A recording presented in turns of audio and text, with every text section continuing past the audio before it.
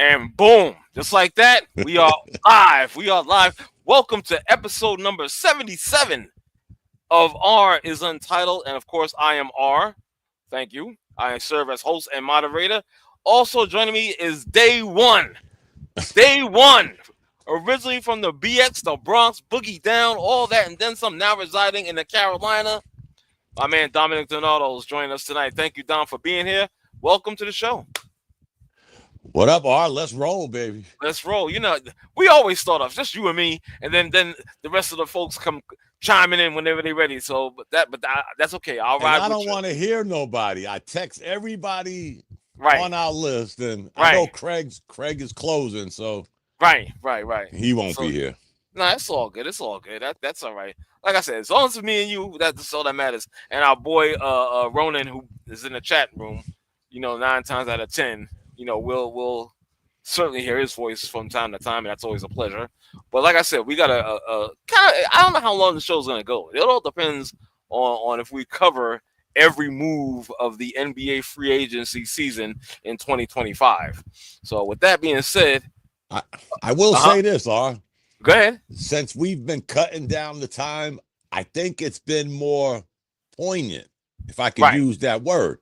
Okay. We're boom, boom, boom, and just to the meat of the matter. That's it. Exactly. You know what I'm saying? I didn't mean to interrupt. No, that's okay. That's okay, brother. Please. Like honestly, I may have an unhinged, if you want to call it that. We got, you know what I'm talking about.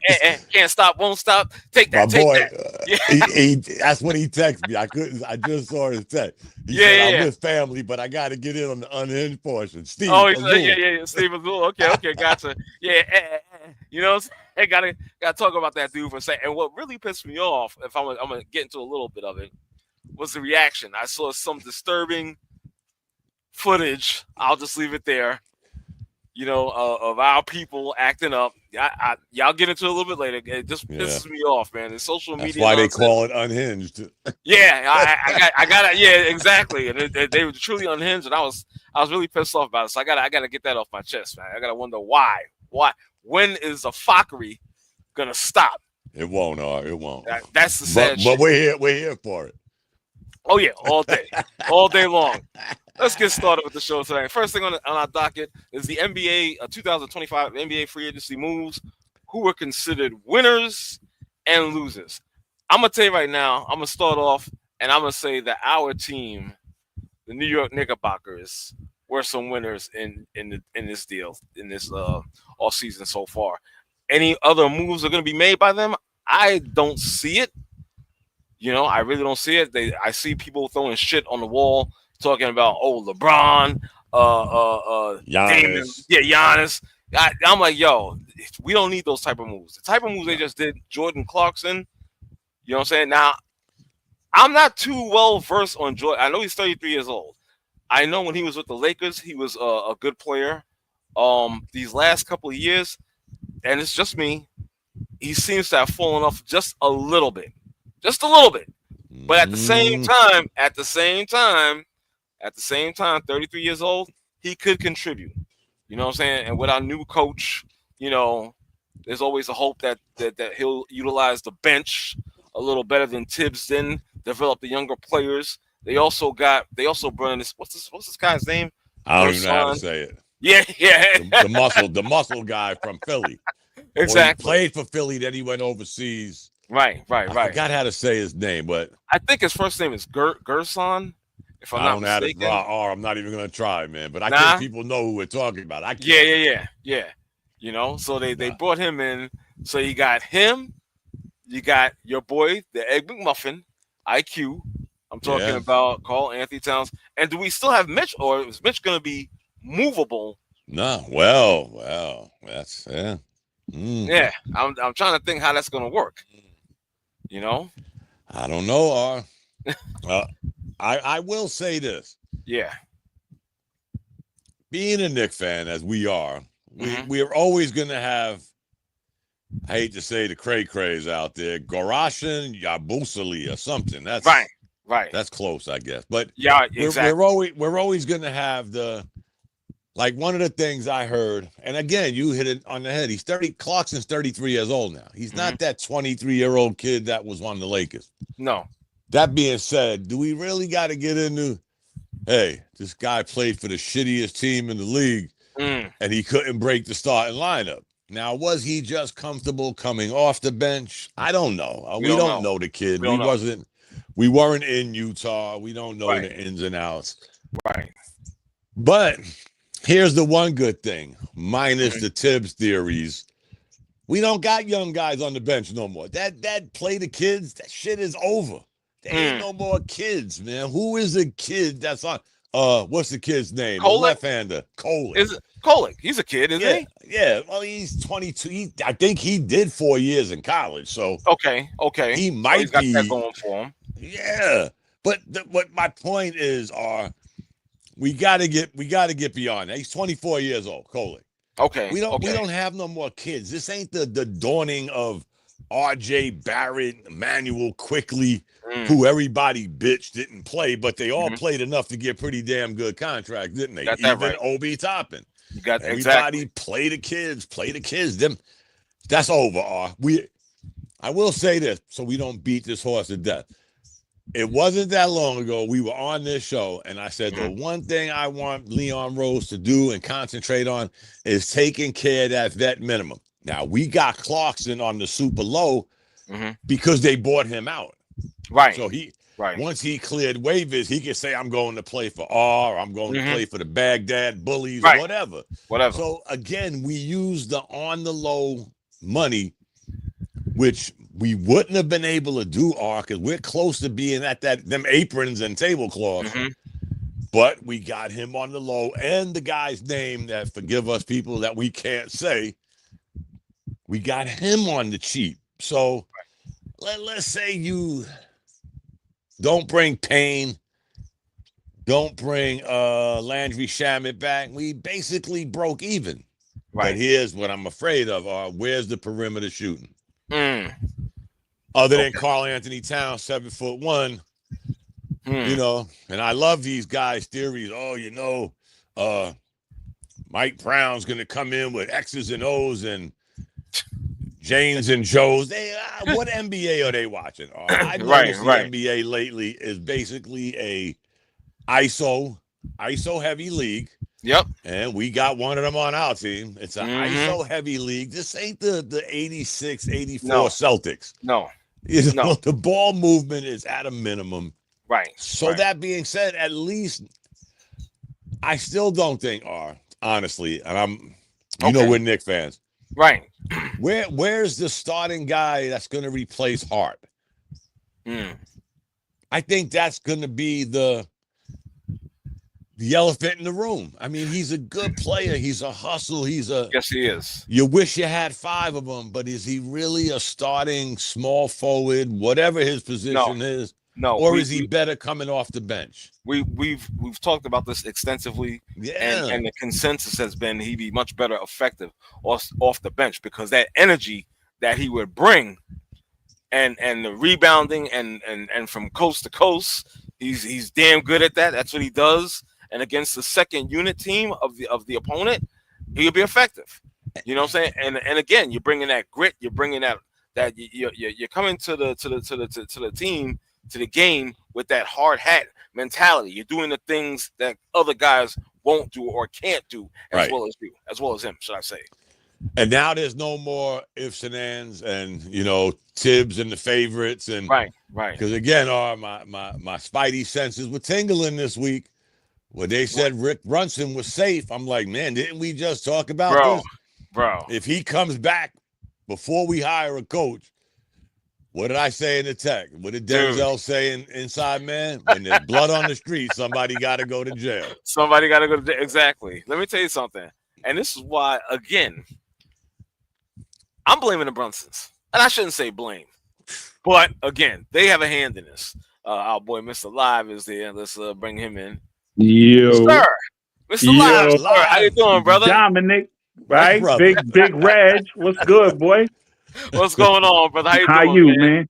How y'all doing, man? Feeling good, brother. Feeling Live. good, man. We just talking about The Brunsons. The Brunsons, man. The Brady Bunch. Yeah. Well, for some reason, I don't know why. When I look at the Brunsons, I'm thinking my mind just shifts like Goodfellas and whatnot. Yeah. Because are these guys like the Corleones? Yeah, the Corleones. And I'm like, yo, what's going on here? It's like when he was part of Tibbs' coaching staff, when he got fired, that means your time is up. It's up. You out of here. You out of here. And again, before Live gets in, I mentioned this last week. Right. How you hire, how you keep. This is before it even happened. I was saying, how can you keep an assistant? Right. And you don't have a coach. So that means when the new coach comes in, he can't get R and Rodney to be on his staff because he already got and one. So that's what I said. For y'all that watch movies, Denzel said it. When there's blood on the street, somebody got to go to jail. I told y'all last week it was between him or Tibbs riding towns about playing defense that cost him his gig. Right. So now you got your way. We got our way, I guess. And not me, because I wasn't into the firing or the hiring. No, you wasn't. But now the majority of Knicks fans, Live being one of them, right, that wanted Tibbs gone. You got what you want, but you still have that cloud to me, guys, just me. Mm-hmm. I've never seen this before, honestly, guys. And y'all you can agree or disagree where a coach comes in and he don't bring his own staff. It's like the president coming in and he keeps the same press secretary from the previous administration. It don't ever happen. Let's be honest. No. So again, I'm wondering, all that ish Brunson talked about. He loved Tibbs since he was a little kid, and it falls under suspicion. I ain't starting no rumors. I'm just saying. Hey man, listen, if it walks like a duck, yeah, quack quack, quack quack, man. I'm just saying, bro. Live, what's some of your thoughts on this, brother? Right. So let me say two things about that. Right. Well, three. Okay. Let me offset everything by saying you're right. It's the whammy is in, the fix is in, right? That's a dynasty over there. They got the family consigliaries and you know what I'm saying, the Luca Brassi's over there. It's in. So I don't, I agree with you on that, right? Just like Melo and everybody else, J.R. Smith and everybody else that come up in these places and be having these entourage and be having your Uncle Lou, you know what I'm saying, come through and getting jobs and the 100,000, 200,000 a year jobs and everything. But I digress, right? On the Knicks, I know personally that Dolan always had a spy on the coaching staff. Always. We can look as far back as Herb Williams being on everybody's squad. Like the 103 coaches we had, 102 of them motherfuckers had Herb Williams on their squad until Herb Williams got the head coaching job. You feel me? So that's a Dolan thing, right? That's a Dolan thing. I don't know about across the league, but I know damn well Herb Williams was on like damn near. I remember 5 coaches. I remember 5 coaches, right?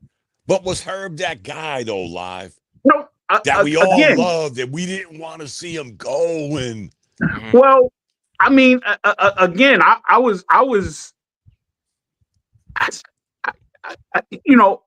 I just knew he was there, right? My knowledge of inner workings, like I might not have cared back then as much as I do today, right? So Herb Williams being there was like, oh, hey, Herb, you know what I'm saying? And, that's our guy. You know what I'm saying? But right, exactly. That's my man, right. You know what I'm saying? You went backup and things of that nature. I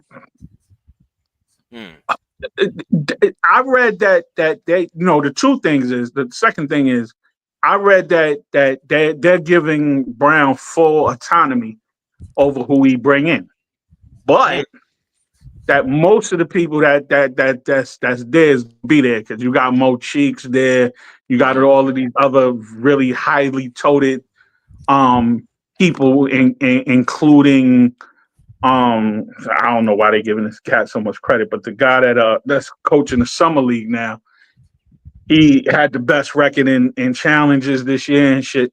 You know, so a lot of the coaches that's there supposedly, again, right? Luca Brasi, you know, like most of the coaches supposed to be there, including Rick Brunson. Ask me what the fuck Rick Brunson do, and I'm gonna say I do not know. Right? Why is Rick Brunson there? We know because that's that brother Pops, right? Exactly. And he's a father's boy, obviously, right? He's a father's boy. I don't know if I would, you know what I'm saying? Like so and he wants him there. So if he's there past the summer league, then that the fix is in. Yep. Right? Do I think it's fair or conducive to the team? I would side on the side of no, because again, we you know what I'm saying, we fired a situation. Excuse me, we fired a situation that because of the firing we deemed not good, so we wanted a change. So how do we not know that the Brunsons and their influence wasn't part of the fuckery? Right. And I was just guessing last week, guys. Not guessing, but right. So this is me going into hope. I hope this ain't the case, right? Me overthinking a whole bunch of bullshit, right? But I'm hoping that it's not Brunson and his little carefree ass. You know what I'm saying? I love Tibbs, and you know what I'm saying? La la la. Remember when Ewan said, "If you fire Van Gundy, I'm out of here." He said that shit in the news. Right. Save Van Gundy's job. If you fire Van Gundy, I'm out of here. And they went to the championship that year. Thank God from Jordan. You know, so you know, again, I digress. That Brunson thing is fishy. I don't know how much is bothering me, but you know what I'm saying? Yeah. But,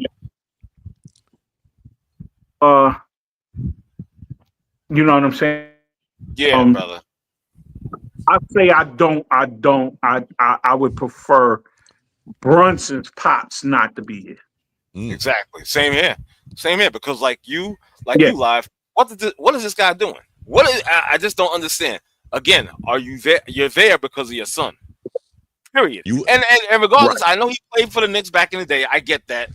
But again, are you the type of guy that's a lead assistant? Or what value? What techniques are you bringing? That's another thing. Go ahead, live. I see my boy is on.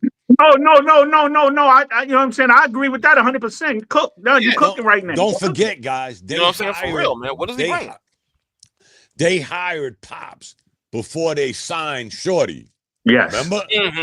Okay. And the league was investigating, was this some kind of coercion? You had to give up them picks for that. Yeah. Was this some kind of under the table, you know, again, mafia type deal? And the Knicks said, you know what? We don't care. We got what we wanted. Right. And let's move on. And they did. But again, all I'm saying is, before we bring our friend, Herb Williams, to me, live, again, we weren't so socially conscious and every shit that happened we spoke on for 6 weeks. But to me, Herb was Herb. You know, I used to look on the bench and there was Herb, and I was like, man, I really don't care who the Knicks are, because first of all, we sucked. Right. You know, we couldn't get out of our own way. Right, so it was cool to see Herb, because Herb reminded you of a good day. The pretty good days. Yeah, you know, great backup. But this Brunson shit, man, I don't know. I'm gonna. You and me both don't know, brother. Whatever it is, it stinks, and I don't like it. I don't like it. I'm gonna just be upfront and just say it out loud. I want to know what he do. Like what is his role? What is his role? Just remember, it's Frazier with a Z. Mm. Remember that movie's in my head, man, with Denzel, because all the hell he went through trying to be the negotiator. Right. Y'all remember the movie Inside Man, right? Inside Man. Man. When he went to give him the pen back, they said it's Frazier with a Z. Don't forget. And he just walked away like I knew something was fishy. Yep. Again, maybe it's just me thinking too hard, but no, it's not you, Dom. It's not just you, brother. Trust me. It really is. It's not just you. And I'm sure there's others that probably think the same goddamn way. You know? Right. Right. I mean, Brunson is not a nostalgia piece. Like he's not there not for at good all. I could have more nostalgia in Mo Cheeks as a Knick than and then Brunson the Knick. Exactly. You know, and even even as a player, was he really? I don't know. Maybe I'm going down. I don't even remember him on the Knicks. Yeah, Red Honestly, he wasn't. Serious. This is why when you brought up Mo Cheeks, it made me think. I was like, wait a minute, he wasn't even on Mo Cheeks' level like that. Come on now. And all three of us, and even Rob. I don't know if his mic is live or I don't think his mic is live. No, my mic isn't live. Oh, there you go. You good. So, but all four of us are at a certain age where we remember stuff, But why don't I remember Brunson on the Knicks? But no, you know what, Dom? I remember. If we did not have the kid and Brunson was talked about, nobody would even know who he was. Yeah, he was on the Knicks, but he was like, what was he, 12th man on the bench? I was going to say, Rob, do you remember him on the Knicks, Rob? Excuse me? I remember. Do you remember him on the Knicks, Rob? I do a little bit, but not like it's a name that's gonna pop off to me. You know what I'm saying? I remember Rick Brunson from the Knicks, and again, it's I remember Rick Brunson like I remember Alexis Fed and like them guys. You know what I'm saying? Like Clarence Witherspoon and. Exactly. Michael Sweetney. I remember. I remember them dudes. You know what I'm saying? I remember them. Even what's his name? The hustle guy, with Henderson or one of them. There was this strange stat when the Knicks sucked because they still was in that suck mode. I forgot the dude's name, but when he played 14 or more minutes, the Knicks record. Then again, how good can you be with 28 wins? You talking about Henderson? You talking about he's a 3-point guy? No, he was the little with the funny hairdo and the funny shaped head. Henderson? Who? You said Henderson? Anderson. Oh shit! I'm gonna have to look it up. But he was on the Knicks for a minute, and he was he was like Josh Hart. Without the offensive prowess, he was always the hustle guy, but he had a funny shaped head. We're not talking about the same guy. But I remember, I can't remember his name, but I remember him, right? And I remember the guys' lives bringing up. Come on, right? All the way up to Moutier. I don't remember Rick Brunson. No, I don't remember Rick Brunson. I remember Moutier better than Rick Brunson. Me too. I remember Kenny Skywalker better than Brunson. Yeah, no, you would though. You would.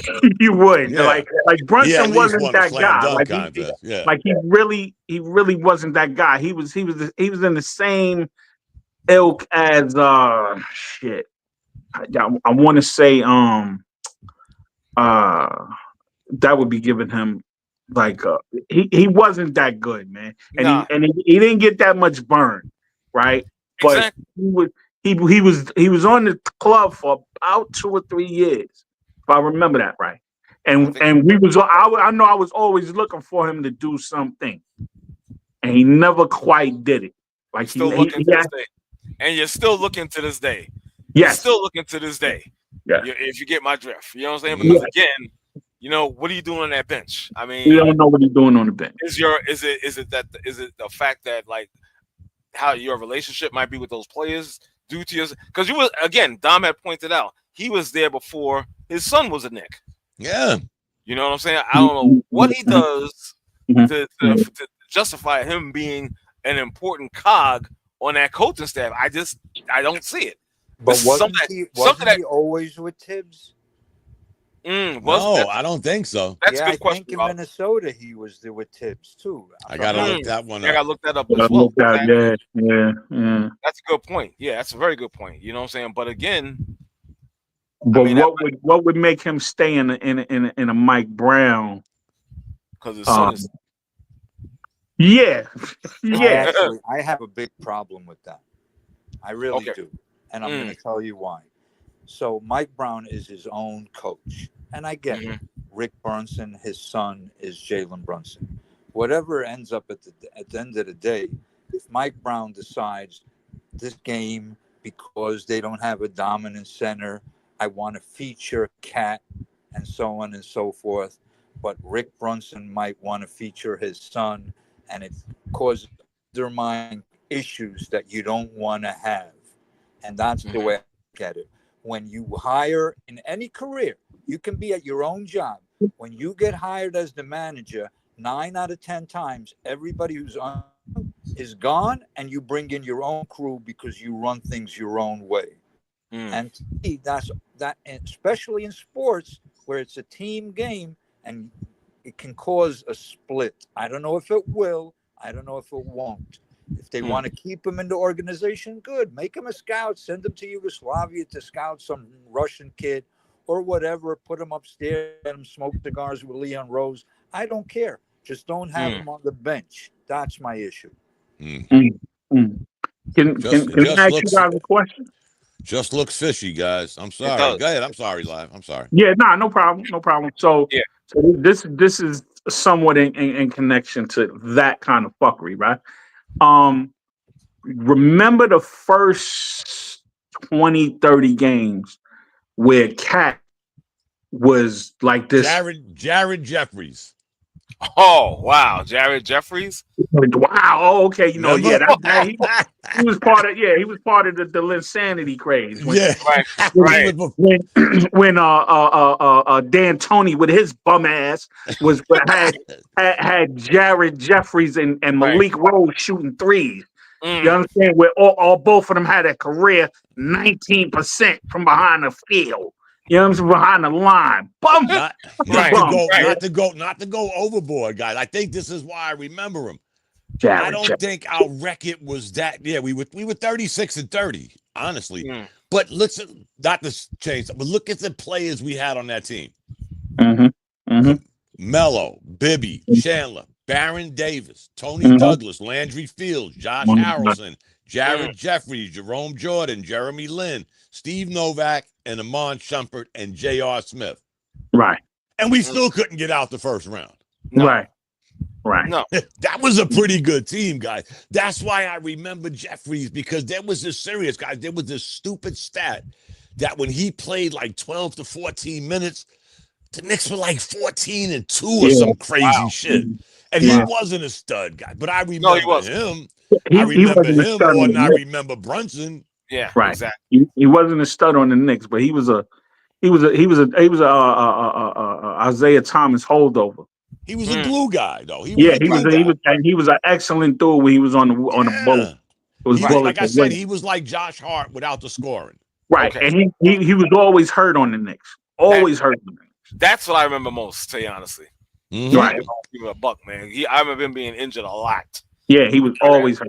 Yeah, Live. You were saying something when the beginning of the year. Right, my bad.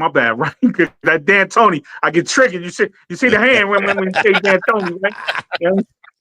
Right.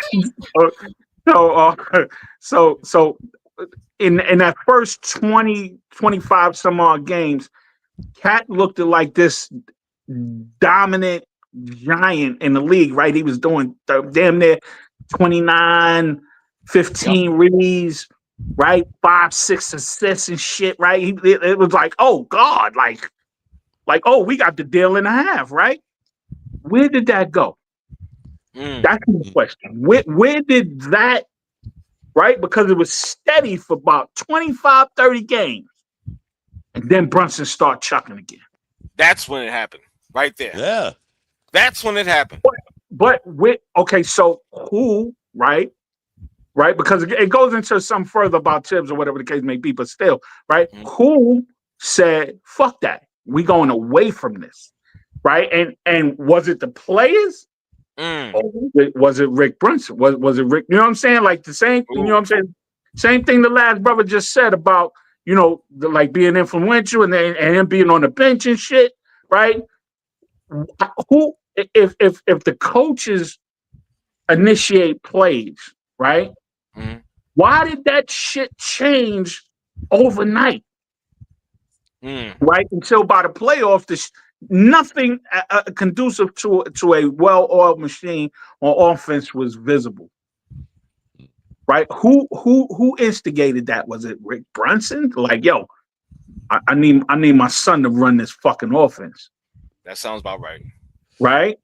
Like you know what I'm saying? I said that before the season started.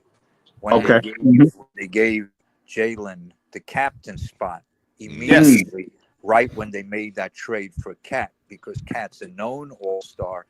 And to me, I even called it out in the beginning. I was like, it seems like kind of like a Napoleon complex, that you get a bona fide and you want to reassure the other guy that, yeah, you're still that guy, even though we have somebody who's, an all-star, consistent all-star. So we want to make sure that you're happy. So we're going to give you the C on your chest regardless.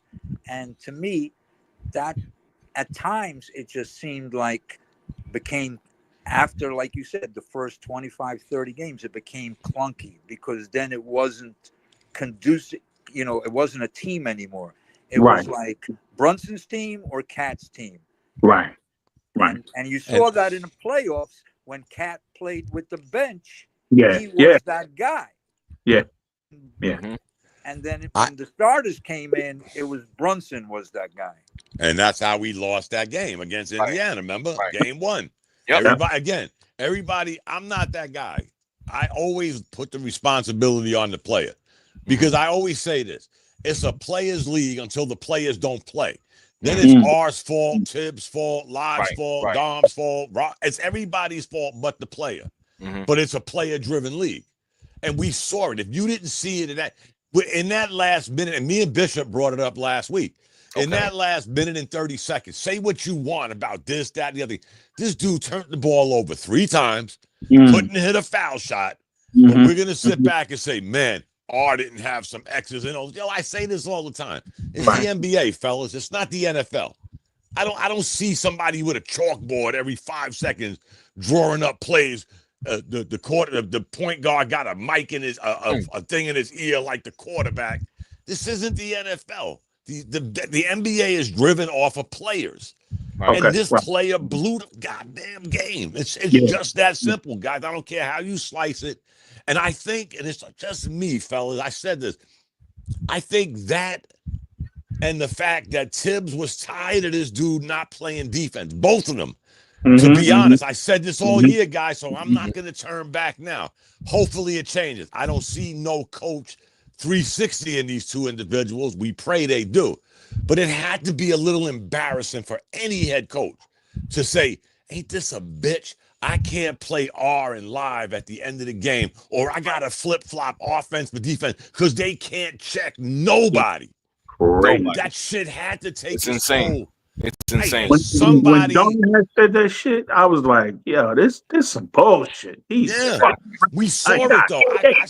I said this shit during the season. That's what I love about us getting together every Thursday, guys. I was running this shit in the regular season. Our 2 best offensive players are our 2 worst defensive players. And we all scratched our head until I said, how many times you see them rotate? And it got even worse when Mitch came back. Because now we don't need your no IQ basketball having ass on the court for defense. Because we got Mitchell Robinson. The team flow feel better with you, with your non-offensive ass on the floor.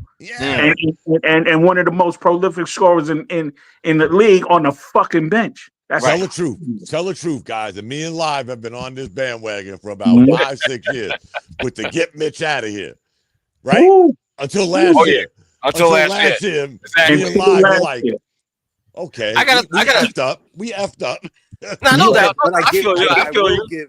I will give Tibbs credit because you've seen him do it in games where he took the guys he trusted out, which we haven't seen before. He had to. Right. I know he had to, but, you know, that's something that he didn't do, that he wouldn't have done years prior, you know. So I will give him credit for doing that. You know, it's a low bar, I know, but the reality is he did do it when it wasn't unexpected from him.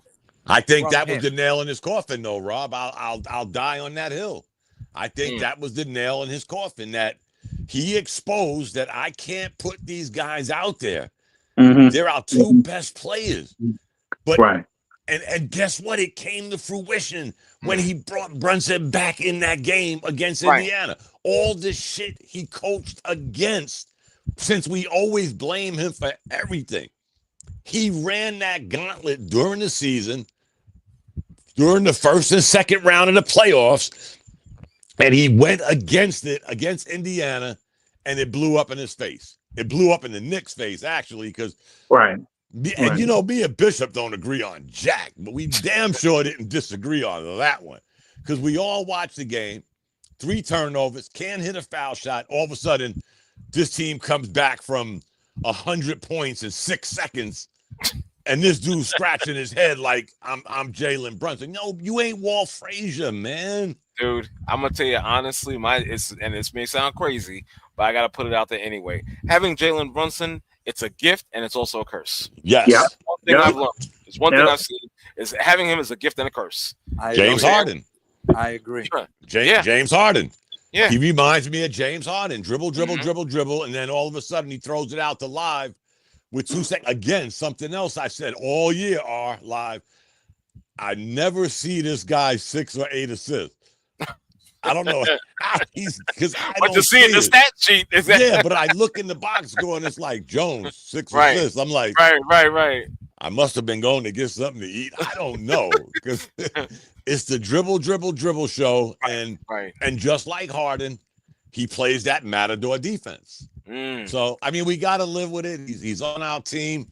Exactly. You know, sad though. We need him.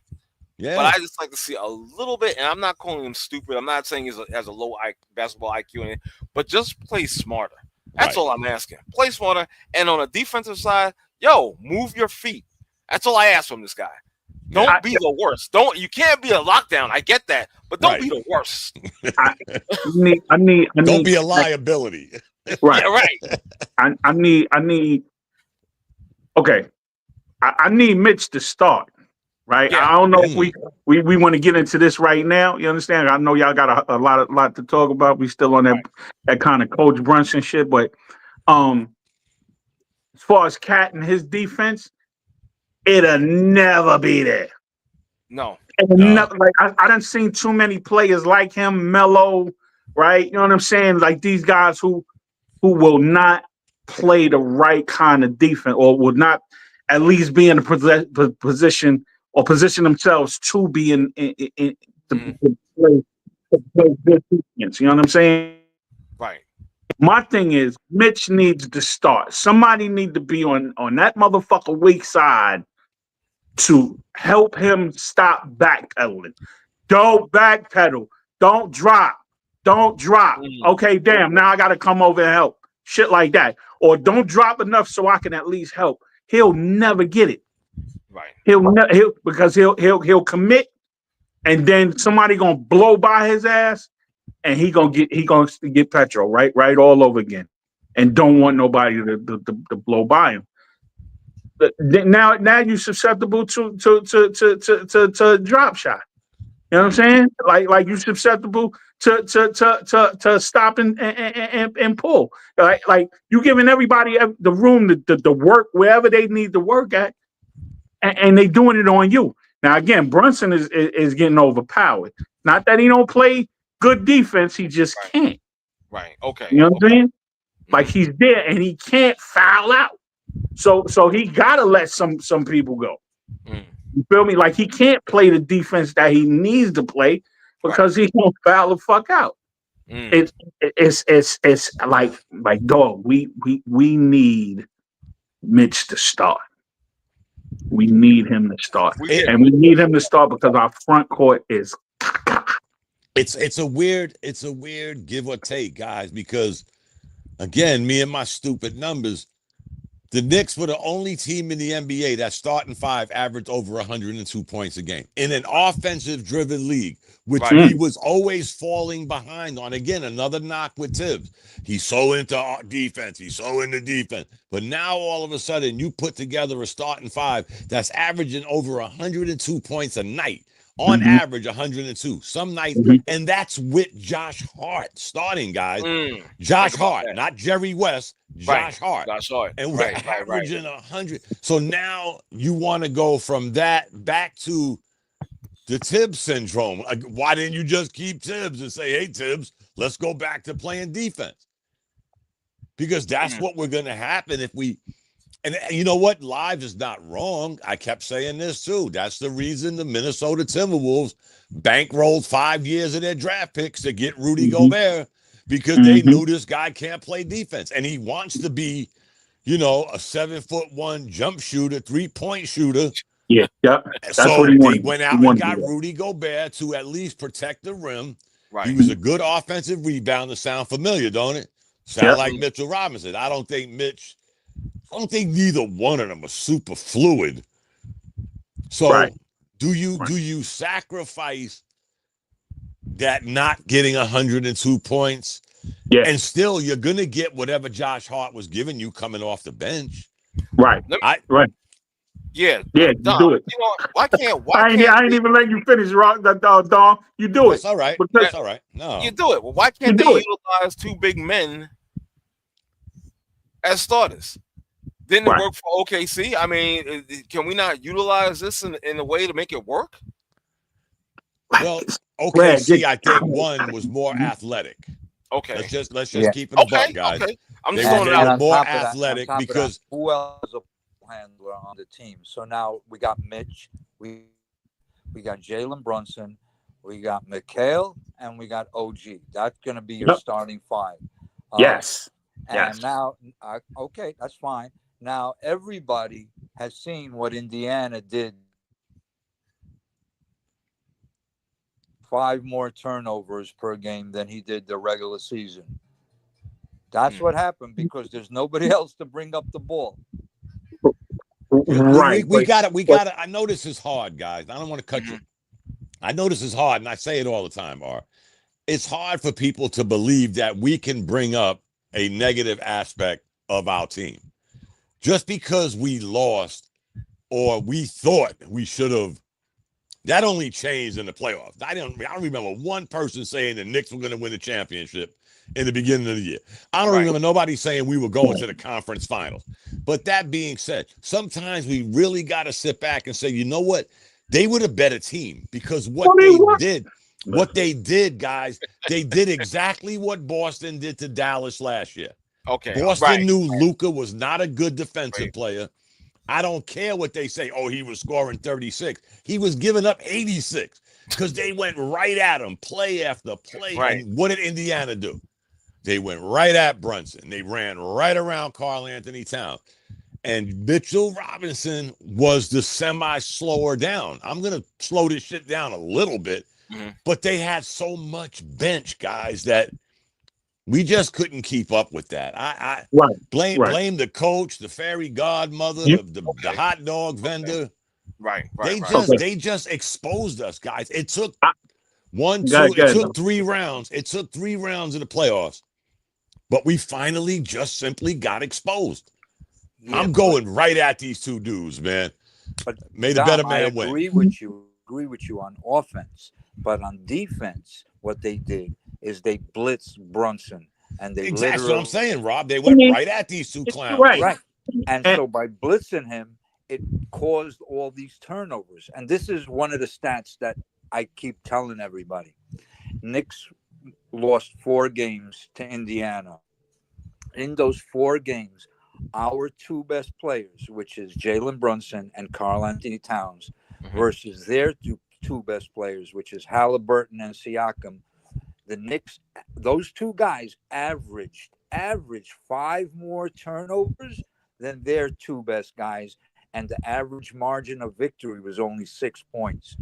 So that, you just look at that stat alone, and without anything else, 5 turnovers and they beat you by 6 points.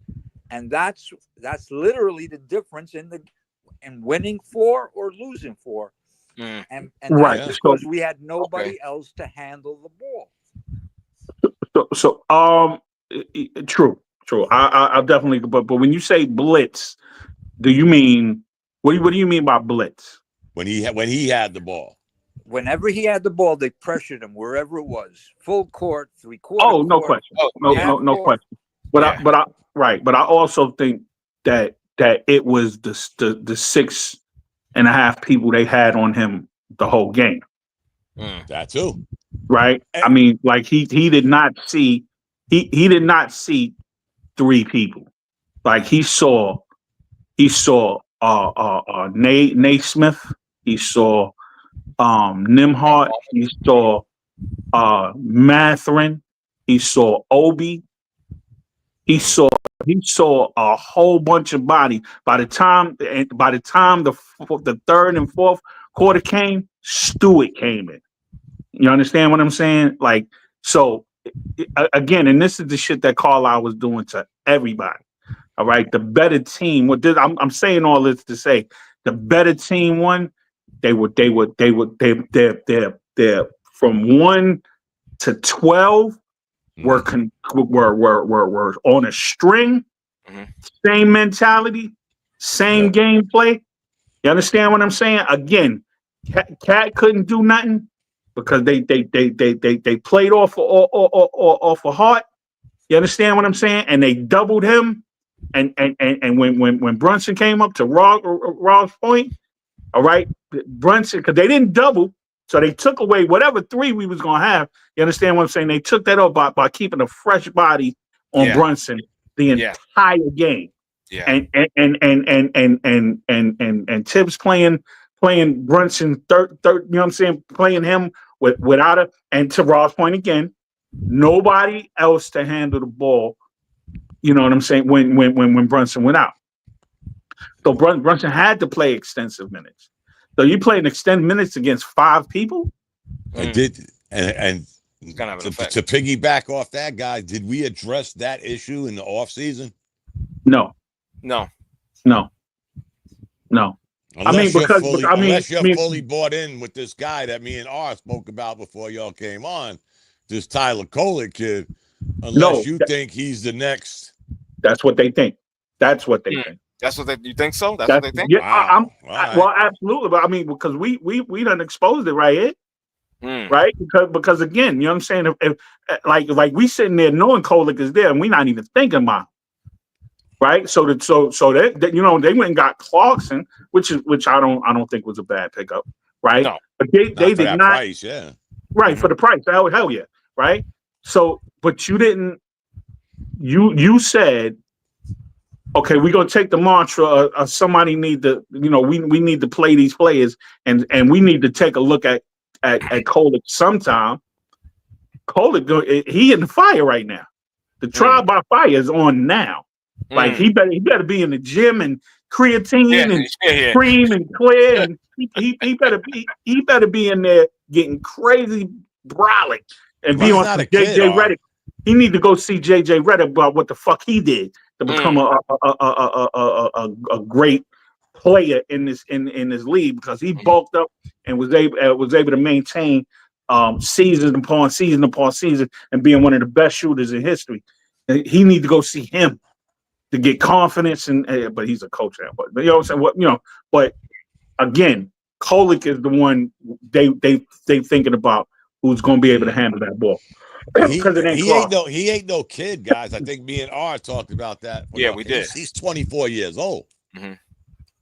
He ain't 24. No kid. He's a young guy. He's a young in playing, but remember, he did 4 years in college. So again, he's ready to be in the fire. I always say this, guys. It goes all the way back to Kaminsky, to Buddy Hield. These guys that do 4 years in college, they're almost branded as oh shit. R did 4 years of college, man. He's like a senior citizen. But we're gonna keep putting our eggs in the one and done basket, and because you want them years, right? Yeah. You want them years. Right. I tell you this much though. You know, we talked about the a guy bringing the ball up for the Knicks or whatnot. We talked about Kolek. I did read some reports they were looking for a guard, and the first one that popped up was Russell Westbrook. yeah. That's the first one that popped up. Just saying. Another name, which I was like, who? Ben Simmons. I couldn't even believe that shit. No. Stop. I heard that one. No. Yeah, I couldn't. I even think believe Russell Westbrook signed with somebody though. It might have been Sacramento. He signed with somebody. Yeah, I don't know. Yo, Dom, what's wrong with Ben Simmons? I'm just asking. Get him Rob. Get him Rob. As a player. Ben Simmons is what's wrong with Ben Simmons. Yeah, pretty good. But we got Josh Hart. I don't care if we had Josh Harrelson Right, or Tom Cruise. This guy's he's his own. Come on, guys. We done ran the gauntlet on this guy. From injuries to mental illness to stress to everything except I just ain't that good. He's not. I mean, he's 6'10". He's a freak of nature. He's a good passer, a good rebounder. He's afraid to shoot. Right. You saw when he played for the Nets and he took that 3-point shot and they gave him a standing ovation and he missed. They were just so happy he shot the damn ball. Let's go 1 for 1. Can he dribble the rock? Yes, he can. Yeah. Yeah, he Josh Hart dribble the rock? Not really, unless it's a break. Yeah. Can he shoot? No. Can Josh Hart shoot? No. Not really. He can shoot better than Simmons. Yeah, he shoot better. Okay, yeah, but that's not saying much. I'm just saying, sure exactly, you can Rob. shoot better than Simmons. So that's not saying much. Can Josh Hart rebound? Yes, he can. So yes, he can. Simmons. Can he play defense? Yes, he can. Is he switchable on defense to anybody? Yeah. Absolutely. Yeah. Is Josh Hart switchable? Not really. So that's why at a vet minimum, it wouldn't. I would take a flyer on him because to me, it's at a vet minimum, it's all upside versus anything else. It's another ball handler, literally that you can fit into Josh Hart's spot, and it's perfect. Because now you can't pressure Brunson because you got a 6'10" guy who can handle the ball, who can see over everybody, who can pass to anybody because he literally can. He's that tall that he can see everybody. It's not like when you put Jason Tatum on Brunson, he can see anybody. All he sees is the top of his jersey. You know, that's means to me. If you take Ben Simmons and Rob. That means you can never have him and Mitchell Robinson on the court together. Absolutely. Absolutely. Never happening. Because now you got 2 offensive liabilities. And like I said, it's no knock. It's just what he's been, guys. Like you ever hear the old saying, sooner or later you are who you are. There's no more apples and oranges, guys. Sooner or later you are who you are. And it's not. Yeah. I mean, thank God he got paid handsomely twice, I think. So God bless him. But I think only me, guys. I think Dominic Donato, has damn sure seen enough of this guy. Serious. Yeah. You know, he was another part of the trusted process that we couldn't trust. Right. And you know what? It's funny, guys, and I'm nowhere near a Sixers fan. But if not only was the trusted process crazy live, but the pieces you got was even crazier than the taking and trusting the process. You drafted 2 dudes that couldn't shoot a 10-footer. Markelle Fultz and Ben Simmons. Yeah. More than and they were both gone in the New York Minute. Wasn't Okafor on that thing? And then Okafor, yes, the guy I argued. Whoa, what he was second or something like that? Ooh. Yeah, another guy I argue with. Nerlens Noel. Norris Noel. He was another one. Yes. But at least he turned down $70 million. He was good. His agent, so they say. I think he sued him. He had a good career. At least exactly, life. He had a good upside. Right. He played his role. You didn't expect Lawrence Noel to shoot 20-footers. No. He was another one. He was a hustle guy, an energy dude, a good rebounder, pretty good defender. When Nerlens Noel, Okafor, I told people again, Rob lives in North Carolina. Okay. I watch all the ACC games where I'm at. Plus, I hate Duke because I'm a Tar Heel. I hate Duke. But this dude had like zero motor.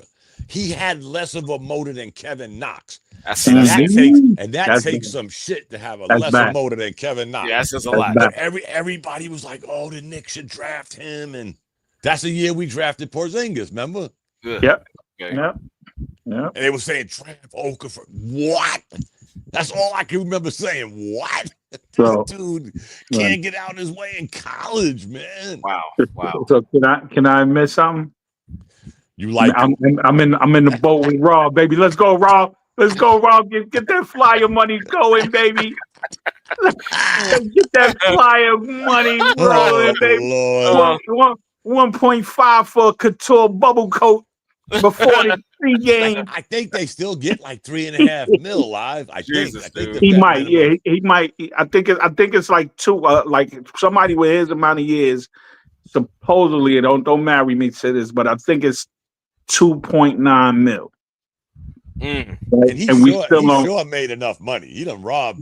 He don't need no bread. No, well, as I was telling somebody before, because I'm in the boat with Rob, I thought about it, right? And again, I'm with you. I'm with you, Don, because I thought about it to the point where it's like it's just not worth the spot, right? That we need. We need a Delon Wright. We need a Tyus Jones. We need a Shamit. We need a perimeter shooter. Right. We need something that we don't have. To Rob's point, we have most of what we need with heart that Simmons brings. Rob, I gotta tell Rob this. I think Live might have been part of this. The Ben Simmons era was during Live. This was during ours conversion from a Knicks fan to a Nets fan, and then back to a Knicks fan. And guess what happened during that conversion? Ben Simmons got traded to the Nets. Right. We was killing R. Yo, not just that. I'll make a quick confession. I'll make a confession too. In regards to this whole Ben Simmons thing. I had predicted that this dude was gonna be comeback player of the year. Ouch. Yeah, that hurt. I took a ribbon for that one. And you know what I always say, and y'all know I do this, man. I have a lot of free time on my hands. Right. There are times I go back and watch certain shows. Right. Like the one year, not to change, but the 1 year, we all know R hates Kansas City. But at the end of one show, I went around and said, okay, who you got to win the Super Bowl? Blah, blah, blah. R said the Chiefs. I was like, this guy hates Kansas. Guess who won the Super Bowl? The Chiefs. The Chiefs. But he's the guy that y'all should have saw him, man. His face was lit up. He was like, Ben Simmons gonna be comeback player of the year. I said, the only way don't you have to play to be eligible for an award? The only reason I said that, it was set up perfect. You was hyped, R. You was hyped. Set up perfectly for him to win. Dude, just go out there and do what you do. You can win it. That's it. That's all I asked. Right. I don't think people. Well, I watch games, right, and especially when they come to the Garden, right. Right. Ben Simmons murdered us most of the time. There was no stopping the dude, right, and again, whatever he was in the league was not a fluke. No. Like it was pure talent. It was pure, like all he needed was like an 8 to 12 footer in the paint, and he would have been unfucked. He didn't even need a 3-point shot, right? No. Because he was too big for you to stop him anywhere near the basket anyway. Hence what I said when Rob first brought him up. Right. Ben Simmons was always Ben Simmons' worst enemy. Right. He never worked on the things he couldn't do. This is true, Don, but we're talking about a guy that was all-star, 3 times? 3 times. Almost defensive player of the year. I like the guy. I almost used to 1 year, defend him. Player of the year. I used to defend him even though he couldn't shoot. I'm like, where you going to get a guy 6'10"? Remember, the year the wheels came off with him, with the Doc Rivers and the not wanting to dunk, and he passed the ball. Remember that series? Oh no, and that was embarrassing. That was a hard watch. But I'm the one that brought up that in 2 closeout games. Remember, Philly had 2 chances to close out that series, up 3-2. Joel Embiid had 16 turnovers and averaged 15 points in those 2 closeout games, and nobody said nothing. Ben Simmons became the ultimate bad guy because this clown couldn't get out his way. And Doc Rivers is the one that actually, y'all remember this, guys. Well, I don't know. Yeah. And he was like down low, throwing Ben Simmons under the bus. And that's it wasn't down low. It was absolutely. Yeah, it was out front. You're right, like, and that's how he ended up on the Nets. Remember? I remember that. I remember that. Exactly. Well, like, you know what? Let's do a little moving on. Still in the lane of NBA. Who do you guys feel were the biggest losers of this free agents period? I gotta tell you, my vote: Milwaukee Bucks. Really? Really? And I'm gonna say, really. What was the question? I'm sorry. No, you got to cook. Go, Red. Yeah. I was saying about what do you call it? Like, who was the biggest losers in the NBA free agency? I said Milwaukee Bucks, man. I mean, biggest losers. Yeah, the Bucks. Yeah, I don't think they remedied what they lost with Dame, right? But they got from up under that shit pretty good. You talking about Miles Turner? No, well, again, right. Don't I see where you're going, Red. I see what you're doing, and you're right. You're right. I'm just saying, bro. It's nowhere near like what Dame brought to that kind of mistake. You know what I'm saying? Or like standing that would have happened. But they got Miles Turner, right? Who did most of what Lopez did. Right. Then they got somebody else. Who they get? They got somebody else, Red. I forgot. They re-signed Portis. They re-signed. You know what I'm saying? But they got somebody else. They brought back Taurean Prince and Gary Trent Jr. They got Gary Trent Jr. Yeah, that's who they got. So that would effectively, right? If you're looking at they Budenholzer kind of situation, right? Gary Trent would, except for the ball handling and kind of ISO, that would replace Middleton, right, in that spot. You starting? No, he wouldn't start. You said they Portis. They got Portis back. Right. Again, I believe when I saw it, I was like, well, damn, that's fucked up what they did to Dame. But it got from up under not being pure playing a pure playing team. They could be in the playoffs. They could be a 6, 7. So? Well, you're probably right. You're probably right because the Eastern Conference in the East, right. They also got. Remember, they got Kuzma. Did they? I thought you were serious, dog. I thought you were serious because I was getting ready to say, you know what? That's not that's still Kuzma. He's sneaky, not bad. He's sneaky, not bad. For them, like R got him tapped as a loser. They're probably a play-in team.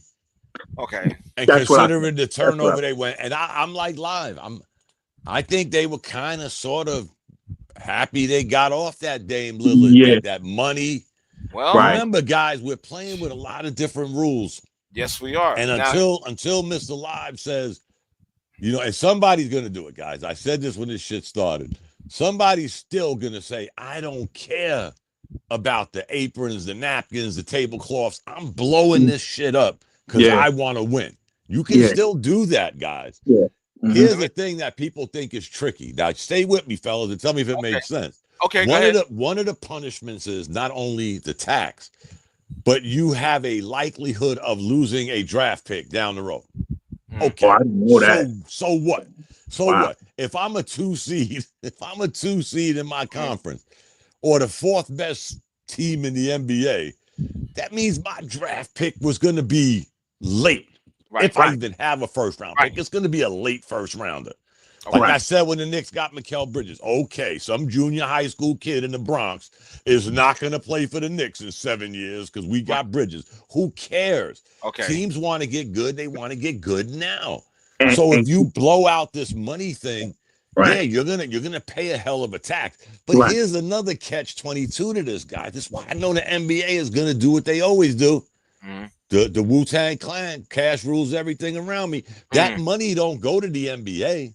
Right. That money does like Major League Baseball did. It spreads out amongst the lower marketed teams. Right. So maybe we can make Utah more competitive. I don't know. I'm just guessing because they're like one of the worst teams in the league. Right. So they're going to benefit from this money. Right. So teams that want to win, guys, shit. Right. And can I throw something else on that real quick? Please do, brother. But Boston right. Well, rather, draft picks won't be anywhere as valuable as they are. No. You know what I'm saying? Because the NIL, cats is staying longer. Yeah. They're making more money in college than they are in the pros. You feel me? So your regular draft pick, that player and that draft as a pot, as a picking of, is weaker and weaker as the years go by. Yeah.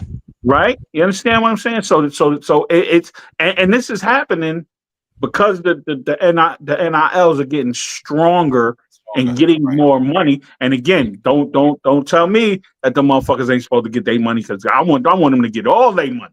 Right? And but they at are. the same time, and they are. Right. At the same time, it messes up what we, right? Everybody with the grades and all this shit, what we know as draft picks and the quality is fucking that up. So to Dom's point, right? Why the fuck do I want one of these picks now? Right? Like because again, I'm going to wait 4 years, right? That guy's gonna be older. He's gonna have more money. He's gonna be richer, and he's gonna want to play in the league because he want to play. Right. And he'll be as skilled as he is with 4 years. We probably will never see a Kevin Garnett or Stoudemire again. Now, I think Rob was gonna bring up the Celtics. Yeah. Right. Yeah. Oh, okay. Yeah. Because the Celtics literally went all in, were over the whatever, I don't know how many aprons they were wearing over there. $200 million over the cap. Right. But, one injury, all of a sudden, and they won. Remember, they won a chip. They said, fuck it. If we stay together and we have to pay all these taxes and we're over 14 aprons or whatever and 2 tablecloths, we're still going to keep winning. And then all of a sudden, one major injury changed the whole trajectory of that. Yeah. But Rob, what an opportune time to do it. Because guess what? They went under new ownership, right? So that was going to be, and remember, guys, I was talking about this 4 months ago, that the Celtics were going to blow this shit up. You were. Because new management, and then Tatum got hurt. So guess what, guys? I ain't gonna say tank. I don't think it's in the Celtics DNA to tank. But what an opportune time to cut all this salary, get under the napkins and tablecloths, and guess what? You're gonna get Tatum back next year. Not next year, but you know what I mean. Yeah. You might get a good draft pick. So the money you save, because guess what? Come on, guys. We saw the wheels coming off Porzingis. Matter of fact, we saw the wheels coming off Porzingis when he was a Knick. Exactly. They got out of that contract. Right. And they would have did that anyway. Right. They would have did that. And they let some of their bench players go. And I'm surprised they probably aren't going to sign Horford. I'm surprised they still got White. He's on Golden State now. Oh, see, and I'm pretty sure they're gonna try to get rid of White because they got Pritchard, and they got him on the low. Right. So guess what? You maybe 8, 9 playing C type. Guess what, guys? Even if you're a playing, you're gonna get a pretty decent draft pick. Right. And then you bring Tatum back. Don't quote me. I ain't got no insight. But I swear they're gonna try to get off of Brown too. I think you you're think right. So? The only bad thing about that, guys, don't forget, is dollar for dollar. You know, you could get rid of his $53 million contract, but you got to bring it back. Right. But again, if you do it smart, R and Live got a year left on their contract. We're gonna get rid of them before Tatum comes back too. Right. And now we're back to $0. Right. You know, these guys aren't run by idiots, man. I mean, a lot of times we look at Knicks ownership like idiots, but if any team could blow out the cap, it should be the Knicks, as much money as they make. But that being said, and they might have to come next year, what you gonna do with Bridges? Well, you gonna let him walk? From all of these pundits, you know what I'm saying? The pundits say that what they trying to do is stab it off for as long as possible, right? It's we already know we're gonna be in that second apron, right? Let's do it when we need it. Right. Because we already know it's gonna happen. So we got to do it when we need to do it. We don't need to do it this year. We're not doing it this year. You know what I'm saying? So and that's kind of fucked up because again, we sit here and fantasize about what way and how, and y'all niggas, y'all excuse me, you're right. Y'all cats don't want them. You see me getting all comfortable with that. You know what I'm saying? You know what I'm saying? Y'all don't want to get up off of that money, and we sitting here going, I want y'all because we wanted Yabusele like last year. Right. We was ready to give up a little pick and then this and that and the third, and we couldn't get him. Now we got him at that, and it ain't even at the minimum. We still had to give him the exception that actually locks us into the second apron. Live ran off his name like he knew this brother. Yeah. Me and R couldn't say this dude's name for like 20 minutes. Exactly. Like pause. Y'all was I wanted him last year. I wanted him here last year because I did not want. How do you say his name, Live? Yabusele. Yeah. Okay. Is that his first and last name? No. That's his last name. Oh, okay. I don't even know it. I can't. I know his first name, but I don't know his Gershon, like Gershon. Gershon. Right. Gershon. Look at y'all, man. Me and R was cracking up. We couldn't say the guy's name.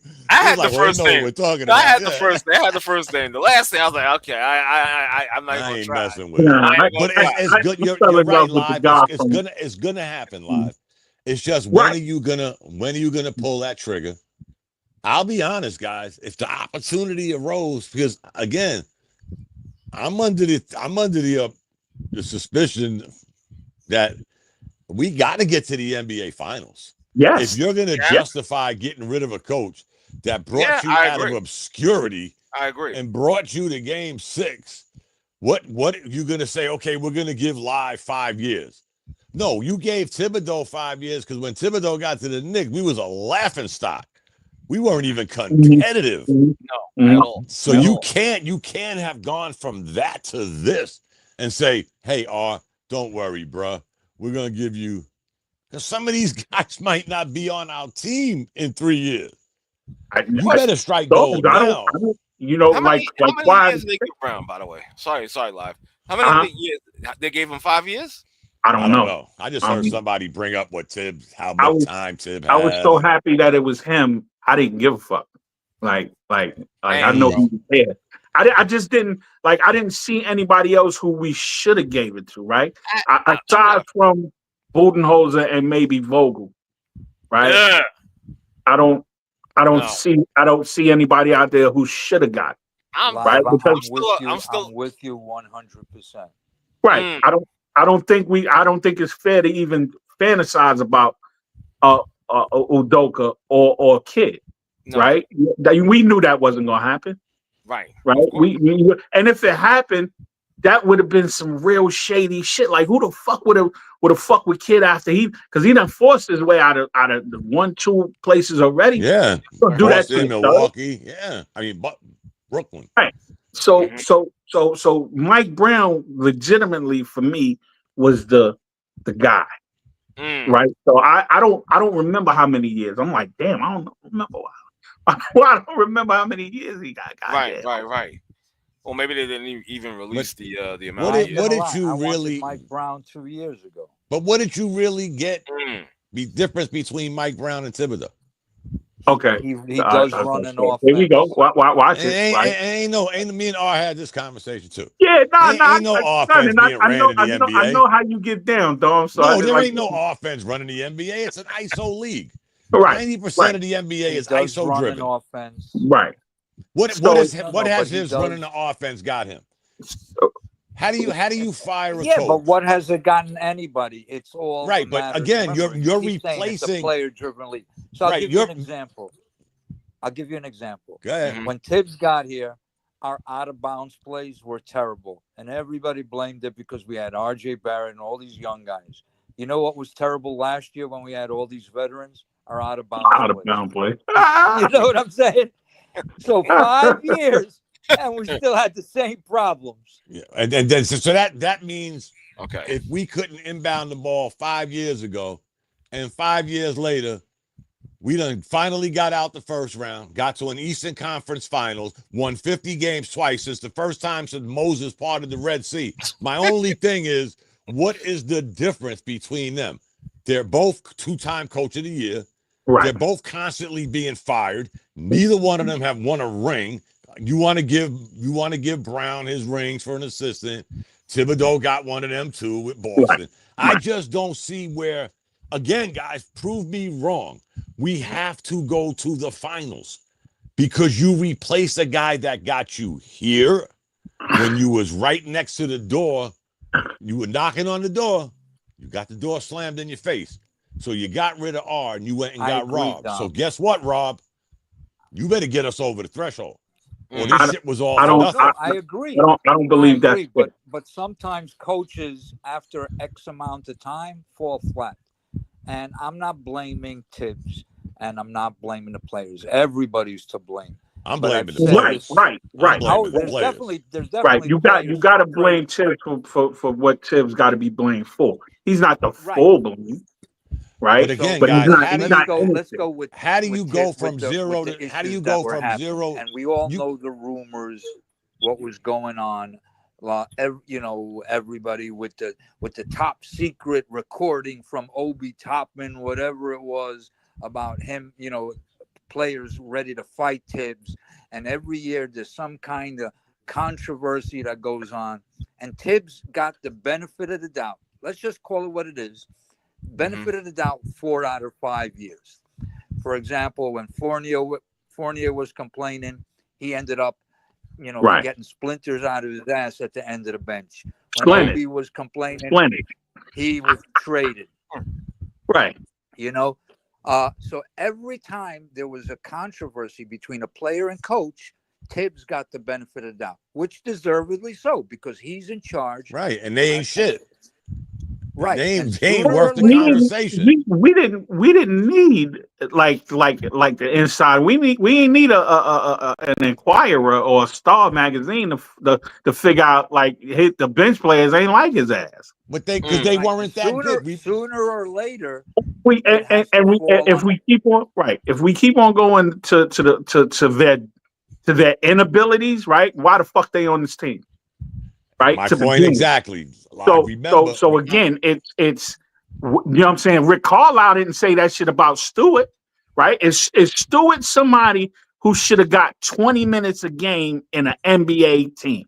No, but he was an integral part of them motherfuckers going to the finals. Why? Because he was responsible for at least 1.5 of the motherfucking turnovers that Brunson had.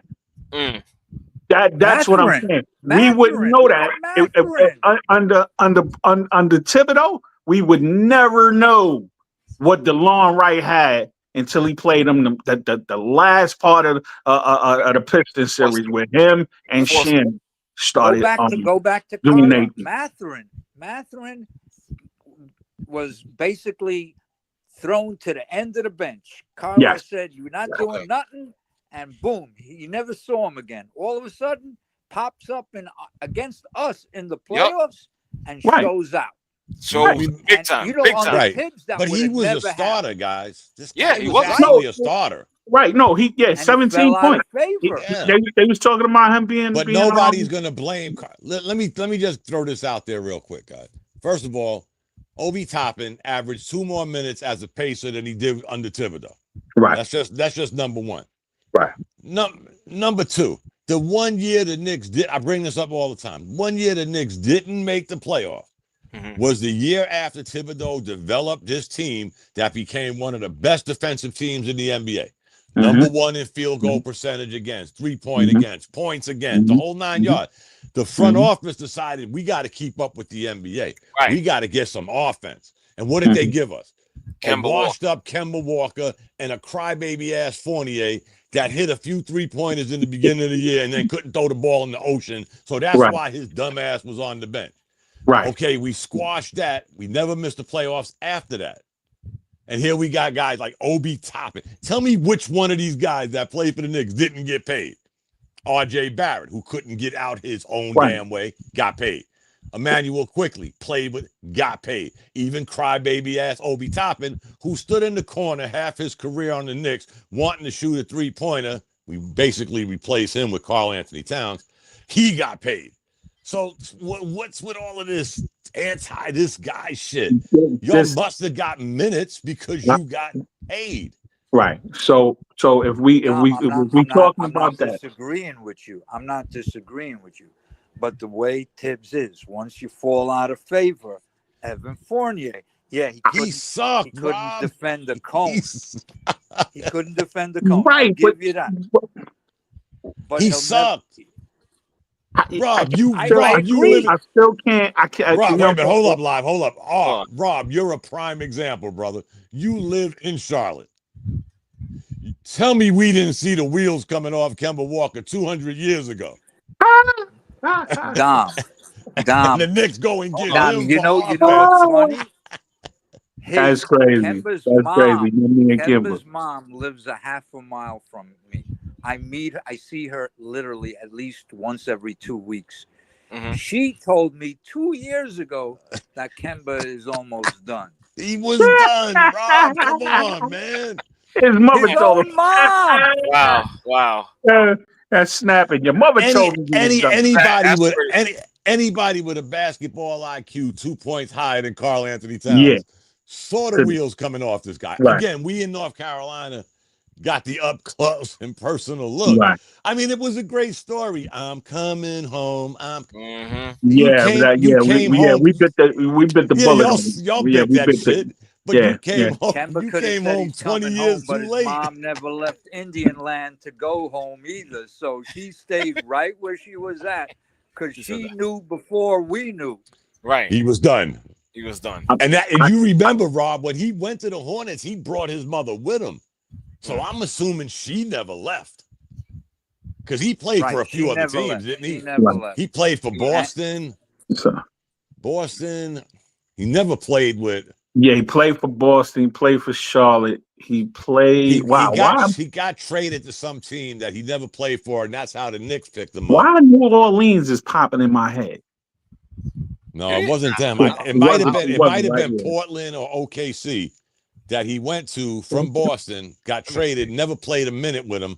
Okay. And that's how the Knicks picked him up. But the Knicks got him 10 years late and $200 million short, man. And 3 knee rubs. You know what I'm saying? All because these guys thought we needed offense, and this is what you gave us. You needed a point guard too, yeah. We still needed a point guard at that point. Yeah. Who did he go to? Oklahoma City. I'm trying to look right now. You know? It might have been Oklahoma City. Maybe. He never played for them. Oh, he didn't? No, he got traded but never played. They wavered him, and then the Knicks picked him up off of waivers. Where the hell? Oh my God!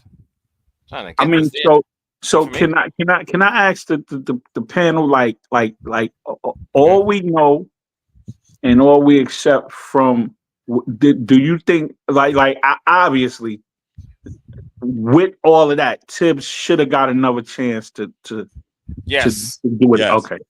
Both of y'all say Rob. For the simple fact that they just had this team put together last year, and you won 51 games and got to a conference finals game 6.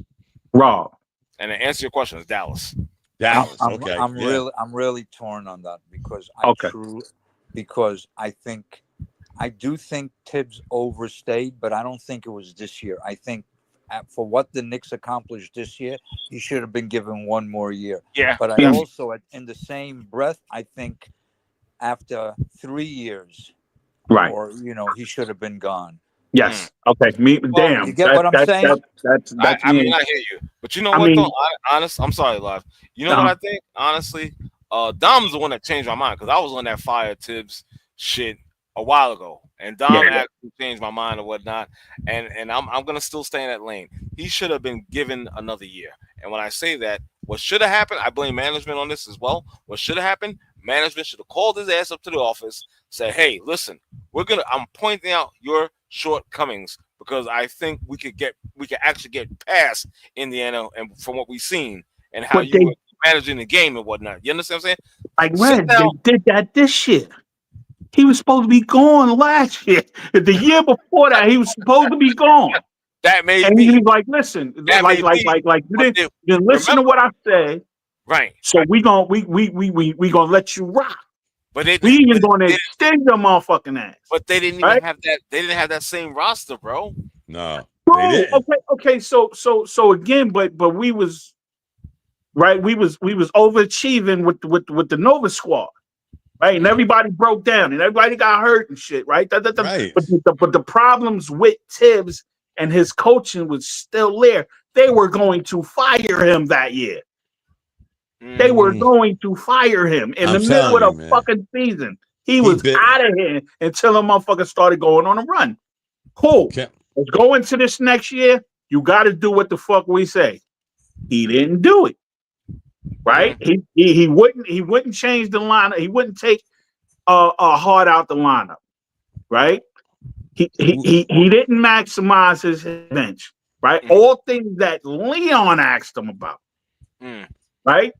As a coach, and he would not get up off of that shit until the playoffs, or until super late in the season when Shamet been oiled up and lubricated his motherfucking rotator cuff.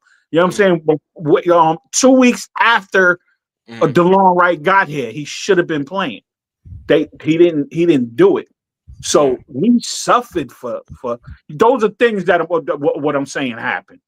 And that it like what we talking about him being fired like or not fired because he got us to the ECF. Right. Like we got there despite him sabotaging. You understand what I'm saying? Josh Hart had to take his motherfucking self out the lineup because it was just not working. Right? The whole league done divides. We gonna sink in on this dude, and we he's gonna pump fake and come to us anyway. All right, he would not change that up. They got this analytics where they show Deuce is the most prolific person in any lineup that ain't got Josh Hart in it.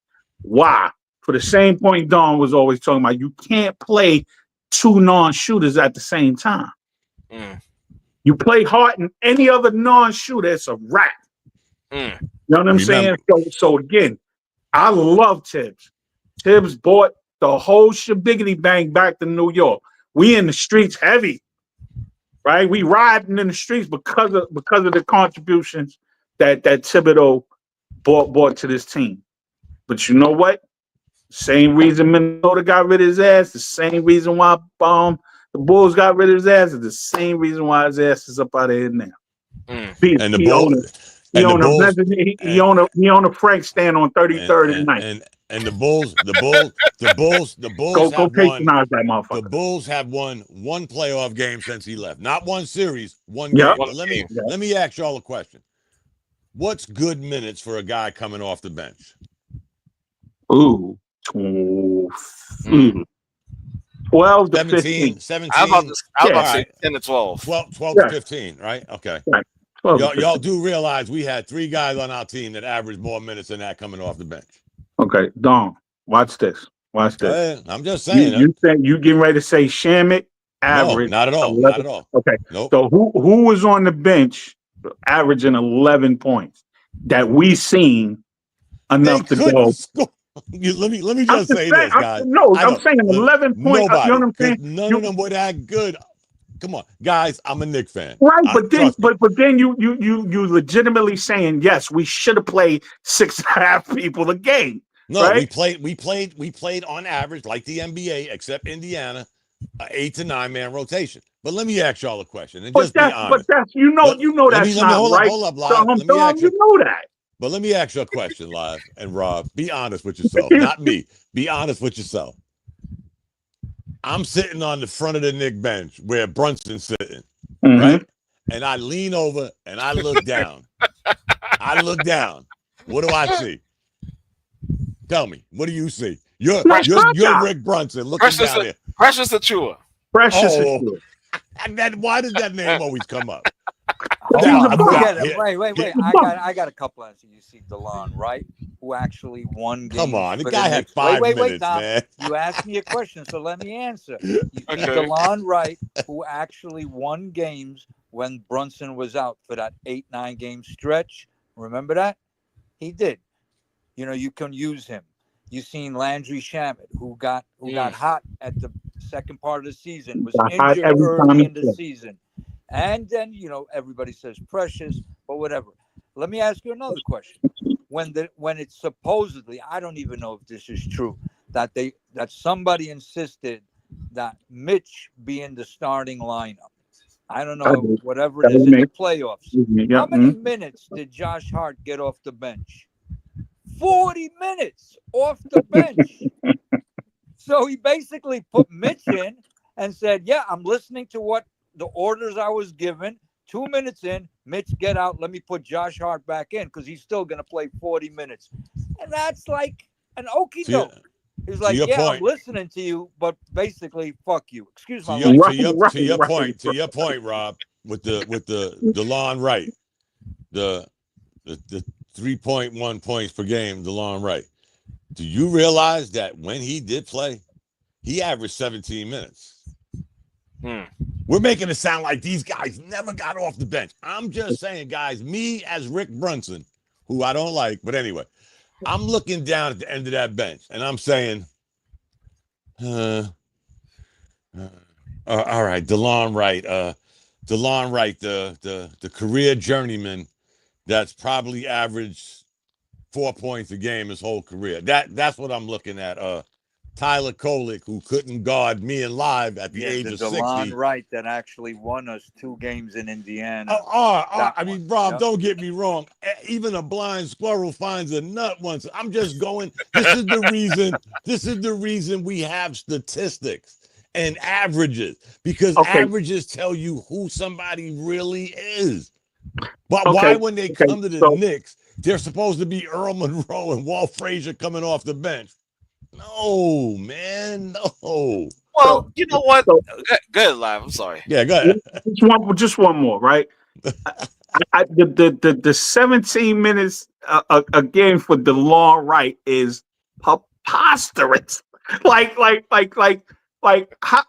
So you telling me, right? He got hit 2 weeks before the playoffs, 2-3 weeks or some shit like that. It was a month, maybe, right?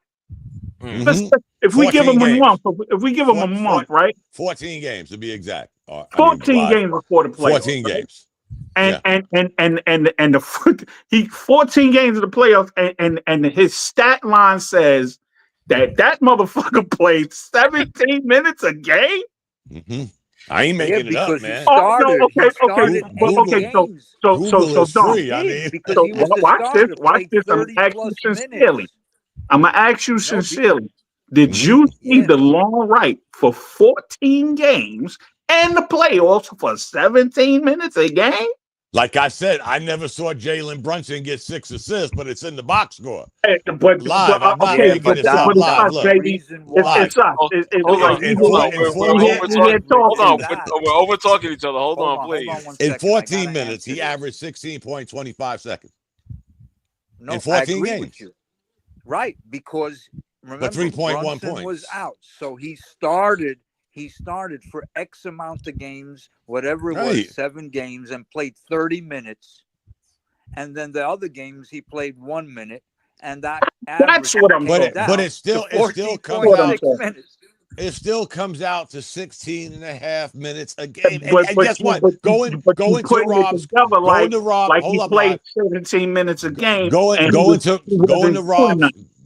to Rob's point, he came in, he filled in for Jalen Brunson, and at the end of the day, he averaged 3 points a night. Now, I'm just saying, guys, I'm a Knicks fan. I'm looking down at the bench, and I'm not seeing Jerry Lucas, any J.R. Reed. I'm not seeing this when I look down the end of it. And then I look at the numbers and I say, you know what? The 3 guys that I look down at the end of the bench that got the most minutes off the bench were the ones that produced when they came off the bench. Now Payne fell off the wagon against Indiana. I'm not going to deny that. He fell off the wagon. But when I look down there, I'm seeing the same 3 guys that I saw all year. Deuce McBride, Cam Payne, Mitchell Robinson. Those were our 3 real studs coming off the bench. Anybody else was like, yo, we're rolling the dice, guys. We're that desperate that we're thinking this guy is a game changer. I always say this, guys, and I'll leave it. Being a game changer. Let me finish, Rob. I'm going to leave it. Right. I'm going to leave it here, Rob. Not going to replace a starter. A bench. I'm going to leave it here like I always do. Hold on, Rob. I'm going to leave it here. I fail to believe that a professional coach with the success Tom Thibodeau has had, especially with the New York Knicks, that if he knew he had that asset and not playing him would be insane. It would be insane for any coach to think that way. Because how do you win 50 and 51 games when you're not doing like anything correct? That's weird to me, guys. It's like sabotaging your own team, but still coming out in the second round, the Eastern Conference Finals. So if somebody can sabotage my team and be that successful, sabotage the shit out of them, please. So the answer to that is to play 6.5 players the whole season. No, that's what the numbers ain't showing live. That's what happened. That's not me. That's verbatim. You played 6.5 people per game. No, that's what happened. He played Miles McBride. He played Cam Payne. He played Mitchell Robinson when Mitch got back. That's a basic NBA rotation, 8 to 9 players. That's not basic minutes though. It's the number, right? You know what I'm saying? But if Cam Payne come in there for 2 minutes, right? The dude's coming there for 11, right? And Bridges is in there for 45 minutes, right? But I can't make this up live. That's not. I'm not even counting Cam Payne coming in. You got to. You're saying we're not playing the bench. That's 6.5 people. No, you got 3 guys that average over 17 minutes a night. And Dom, you know that average don't mean that they played 17 minutes every game. Every 4, but it's the long right was not out there for 17 minutes for 14 games, bro. But that's what guys. I'm not denying what you're saying. All I'm saying is that's an average. There's some people that make it sound like Live never got off the bench at all. We ran a 5-man rotation. Them not playing. They didn't play. They didn't have no continuity with none of the other players. We didn't see how good Shamet can be. Now Shamet probably outpriced the fuck up just because everybody's seeing he's a career 48% shooter. Regardless, like we'll use him better than fucking Tibbs use him. You understand what I'm saying? Like I hope he gets more than 15 minutes a night wherever he goes. Hold on, Dom. Let me ask you a question. Mm-hmm. Hold on 1 second. Go look at the 5 starters. Just tell me how many minutes they average. let's go with Mikal, average 40 minutes. That means there's 8 minutes left over. Josh Hart, 40 minutes, 8 minutes left over. Brunson, 40 minutes, 8 minutes left over. None of them average that. None of them average the numbers you're giving. Add up all the minutes from a 48-minute game, right? And you will not have 45 minutes total for bench players. That's what I'm trying to tell you. But all I'm trying to say, guys, is y'all make it sound like 3 guys average 15 minutes, and that's why I'm 17. That's my point. 17 minutes. Right. Okay, 17. So that means in every game there would be 34, 41, 51 minutes. So add up what's left over from the starters, what they averaged to 48. Now I'm gonna throw back in y'all's face what you just threw in my face. Just because the average says this, don't mean they're playing that every game. So I don't care how the numbers come out. These guys played that amount of minutes, period. End the conversation. Bridges played the amount of minutes he played. How R got to 17 minutes, I don't know. I am not that analytic. All I'm saying is we make it sound like nobody came off the bench. We watched the games. We watched these guys play. Like I'm bugging out because I love you, my guy. But you, but you're you know what I'm saying? You're acting like Thibodeau's hook wasn't like the Sandman. Remember the Sandman on Apollo? Like soon as a motherfucker lost the ball, and you heard the music, then you seen him tap dancing, and that dude got the hook. Okay, there was no 6.5 players, my guy. That ain't what it says. Saying that because that's who got the minutes, and that's who played every game. That's who played the game. Look, DeLon Wright was mixing Gatorade and inventing other colors, tropical fruit drinks, and with various mixes of Gatorade. Let me ask y'all a question. Please. What gives y'all forgive me for saying it, because I can only look at what I'm reading.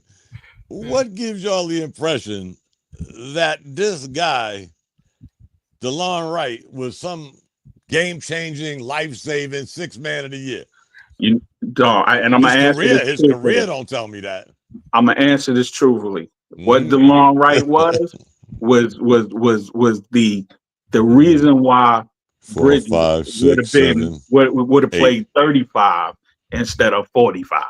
Eight teams. He could have did 0 if he could have got my man a breather. He did. There you go. You go. He did. Eight teams in 9 years. 8 teams in 9 years. Doesn't matter. Doesn't matter. You know what's really weird, guys? And again, I don't know this guy from Adam's house cat. All I know is he played for 8 teams in 9 years. Doesn't matter. Right. Doesn't matter. And his last 1, 2, 3 years before the Knicks, he averaged less minutes than he played with the Knicks.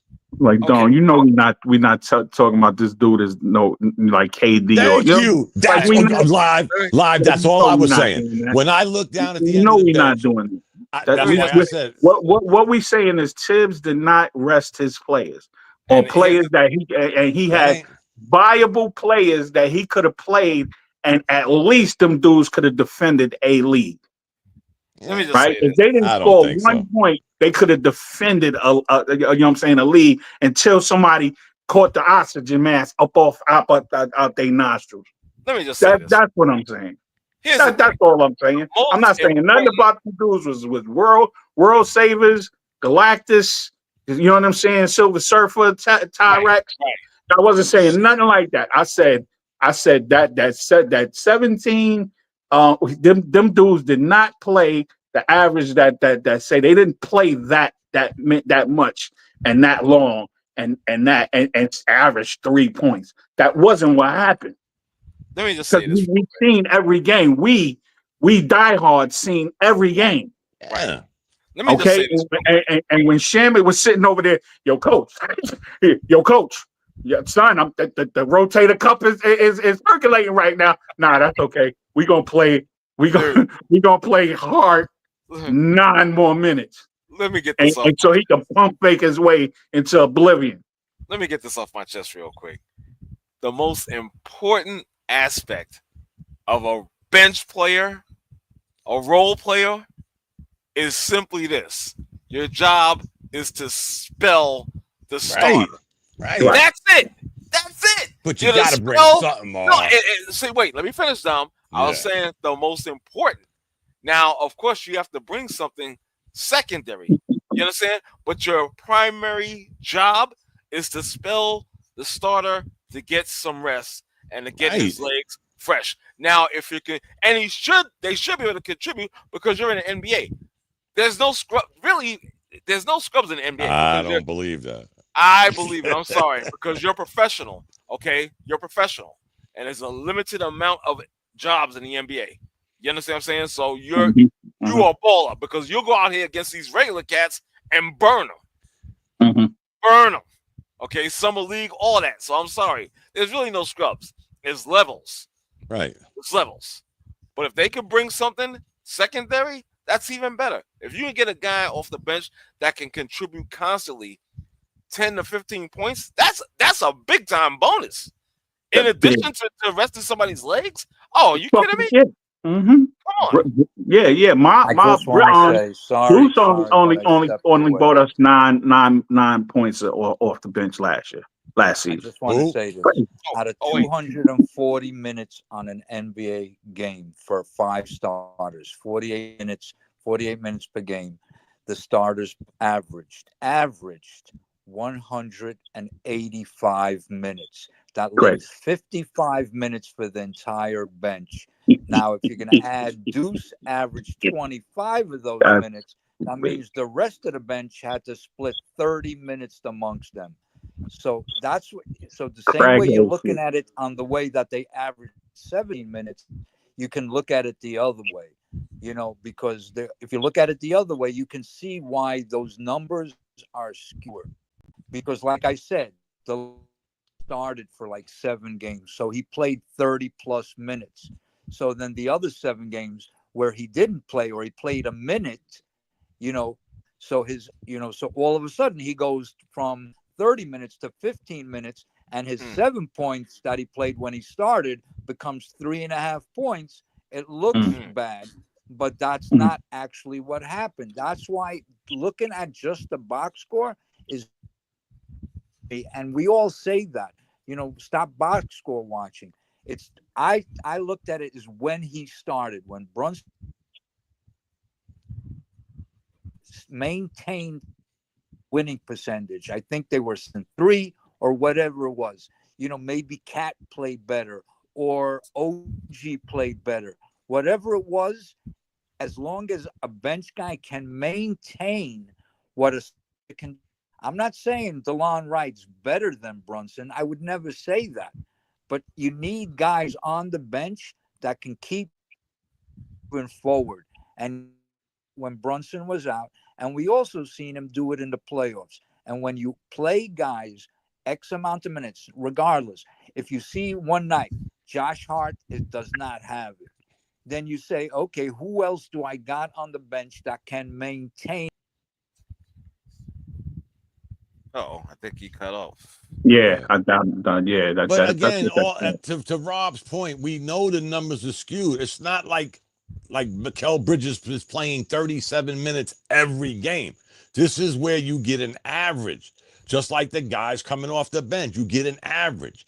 You're averaging 17 minutes. He's averaging 37 minutes. Nobody's saying he's playing 37 minutes every game. But that's your average. They get an average from what you're actually doing, guys. I'm not defending. I'm just of the ilk that when I looked down at that bench, I was like, oh, man. He was and like, then it who's came there? back to Who's bite there? us in the ass against Indiana because we didn't have a quality bench, guys. Come on, let's just keep it a buck. Why you think the Knicks are trying to do what they're doing now? Right. I think we trying lost to build their bench. We're keeping it in the book, all right. We gotta go. We gotta go to UnHinged. Steve is here. Oh, look who's here. We lost to Indiana because they were better than us. And right. And the 12 men that he played. Rob said he got knocked out and he's got the kids. Hold on. Okay. I'm sorry. Okay. All right. Yeah, big up Rob. That he did a great job. I like, man. He's a good kid, man. Yeah. For sure. I like to get into Unhinged with him sometimes because well, you know what? We're about to get into it. Talking about, you know what? I don't even know if I can. Good afternoon, Stephen. Yes, good afternoon. Good evening, man. Good evening. Good, brother. Yeah, I can't stay long, man, because I'm with family, man. I had to bounce, break away real quick. Just come up with my sports talk family, you know what I mean? So, what up, Live? What up, baby? What up, Live? What's good, Steve? Live. Shout out to you, man. I saw you spitting gas with Knickerbocker Ave and Anna last night. You know what I'm saying? I saw the replay, man. You was spitting some straight up mercury on there, man. That was a great conversation. Good looking. I appreciate it, man. I gotta really defend myself because Dom. Shout out to my brother Dom, but Dom he kind of misplaced me. But I'm not far right now. I'm just common sense, man. You know what I mean? So, can I ask y'all a question? How do y'all keep up with all of this? Because it must have been like an hour after after Av went live that I seen this thing pop up on my screen. Knickerbocker Av invited you to Instagram. I'm like, damn. Well, I watched the replay this morning. You got my phone number. Why don't you just normal text me like normal human beings? I mean, and I'll tell you the truth. I would sleep and then popped up. You know what I'm saying? And saw that they was on, so I was like, okay, let me rock for a minute because by the time I saw it live, y'all was done. Yeah, no. Son, I only came into like the middle of it, man. Like they just him and Miss Nick was percolating. They was doing their thing. Okay. Yeah. I was looking for you guys on X. I don't know what happened. I was like, oh no, we ain't doing that till next week, I think, because of the 4th of July. Spaces. Right, that is correct. Now, Mr. Live came in at the end and was spitting guys. It was a great conversation. I watched the replay this morning. I didn't watch it live. I watched it this morning. So Is that still on Instagram or no? This was on Knickerbocker Avenue's IG. Okay, right. IG, right. There's too much going on, or I can't keep up, man. Well, I can't stay long, man. I just wanted to jump in on the Unhinged person. Now, I just wanted to say happy 4th to you guys. Happy Juneteenth a couple of weeks ago to Mr. Live. Just want to shout out to you, brothers, man. That's all it is, man. I just wanted to come in and say what up, man. I ain't really got much to say, man, because I heard the last episode, and Dom said something. I said, Dom, you're in the ballpark, but you're not at home plate. All right. Man. But I got a ticket. I'll say basically a stand-up trip. I'll give you a stand-up trip, but the point I'll say is this: I'm a big promoter of free thinking, do your own research. That's the only thing I've been promoting on the Bleed Blue show for 10 years. So that do your research, think for yourself, and that's all I ask for. And that's kind of where I stand on everything. That's kind of where it is: sports, life, whatever. You know what I mean? Right, let's get to your Unhinged, R. Come on. Listen, it's not even Unhinged, but this whole Diddy thing, let me tell you something. First of all, he got off of the major charges. But what pissed me off more than anything, my people, I can't. They have nothing on them, man. I understand that. But what I'm talking about is the reaction of the people. I saw a certain clip. Well, the reaction, a lot of people don't understand. He did a lot of heinous, immoral type of shit, but that's not what he was being charged for. That's the issue. And it's not against the law. It's not against the law. And a lot of it was, and then also the testimonies from Cassie Ventura was more about she was a willing participant. She was no victim. She wanted to do this. She wanted to be spit in the mouth and pissed on. She said it. Right. And Diddy ain't earned no money off of all that situation, so that shit was doomed to fail anyway. Exactly. Right. So, long story short, a lot of people who are butthurt on social media are overreacting to immoral shit, but that has nothing to do with the charges that he was brought up on Rico. He was beaten that easily, and especially after the testimonies, like it was a wrap. Like, you know what I'm saying? So it's a waste of time, pretty much. You know what I'm saying? Right. Well, because to Steve's point, they went for the wrong shit. Right. There you go. Right. You understand what I'm saying? They went for.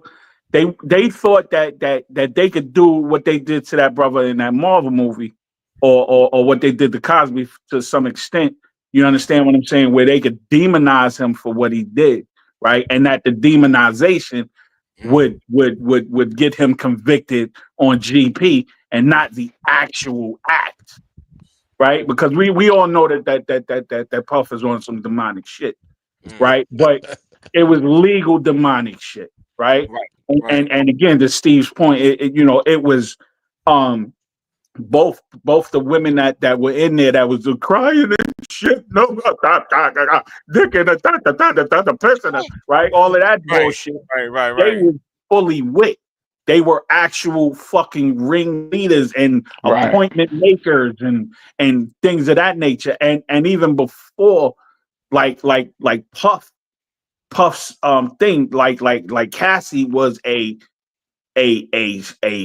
wild kind of person. You understand what I'm saying? So like they should have what they should have went for was more music shit, racketeering and confiscation of publishing and strong arm, what they call a RICO shit. They like more RICO shit than they did. They just didn't have nothing. So they tried to demonize his image. And all he came off was a freaky motherfucker. Right? Basically. Now, we already knew that. Right. So, I don't consider myself a legal expert. I just don't understand the two guilties on the prostitution charge. Right. It was. Again, I'm not a lawyer. Right. But he was found guilty on those two charges.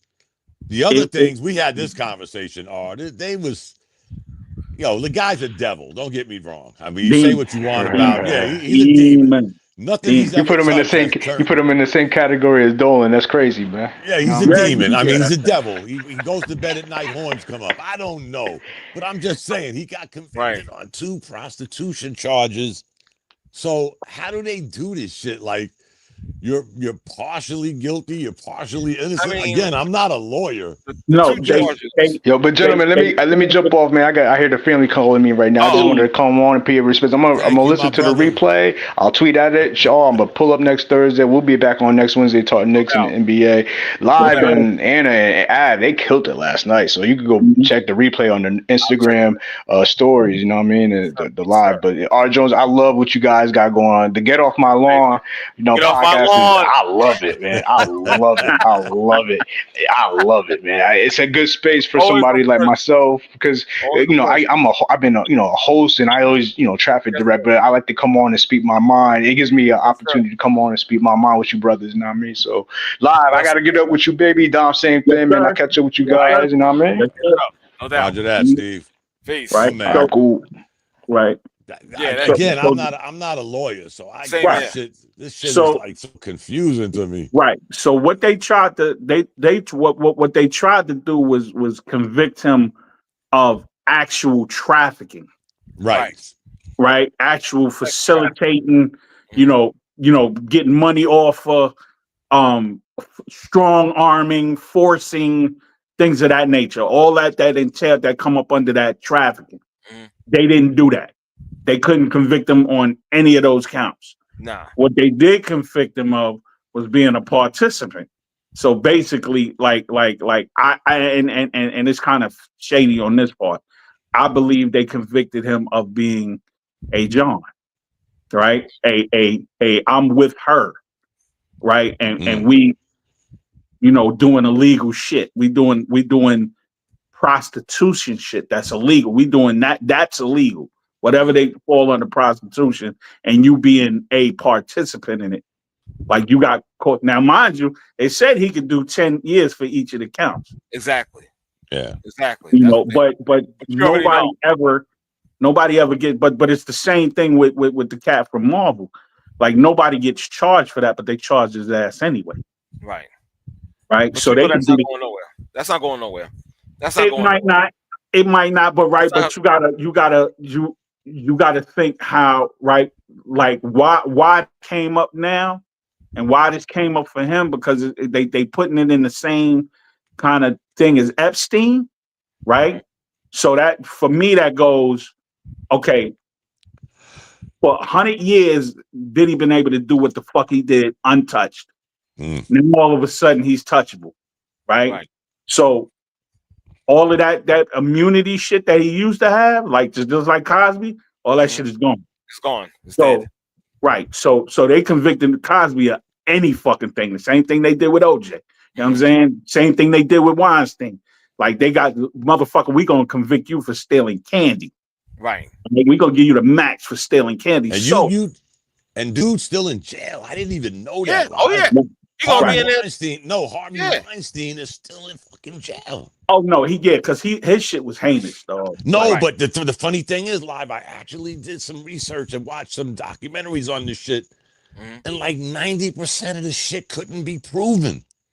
And they're still fighting. They're still throwing his ass under the bus. Right. But the that's shit what I that mean. they did get him for, the law, guys. I'm right. not a lawyer. The shit that they did get him for, his ass eating tapioca right now. You know what I'm saying?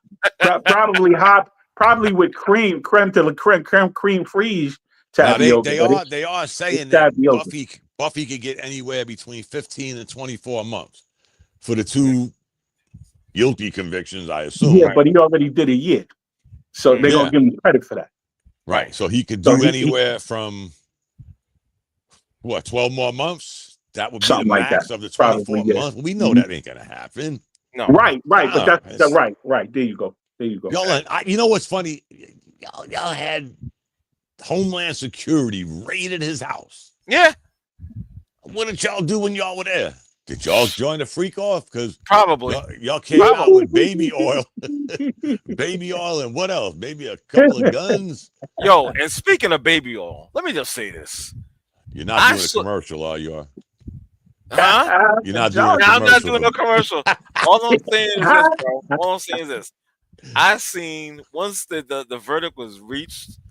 Why was there a whole bunch of people out there celebrating?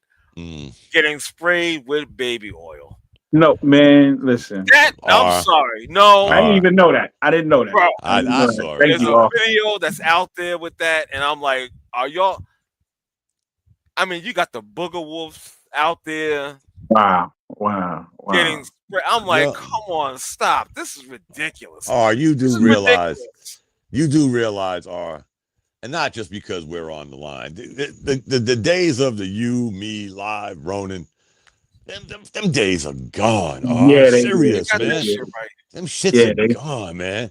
Like if I could get attention, by spreading baby oil, beating up an ICE worker, burning an American flag while I hold up a flag of a country I escaped. If I could get credit and light doing this shit, the gloves have been off.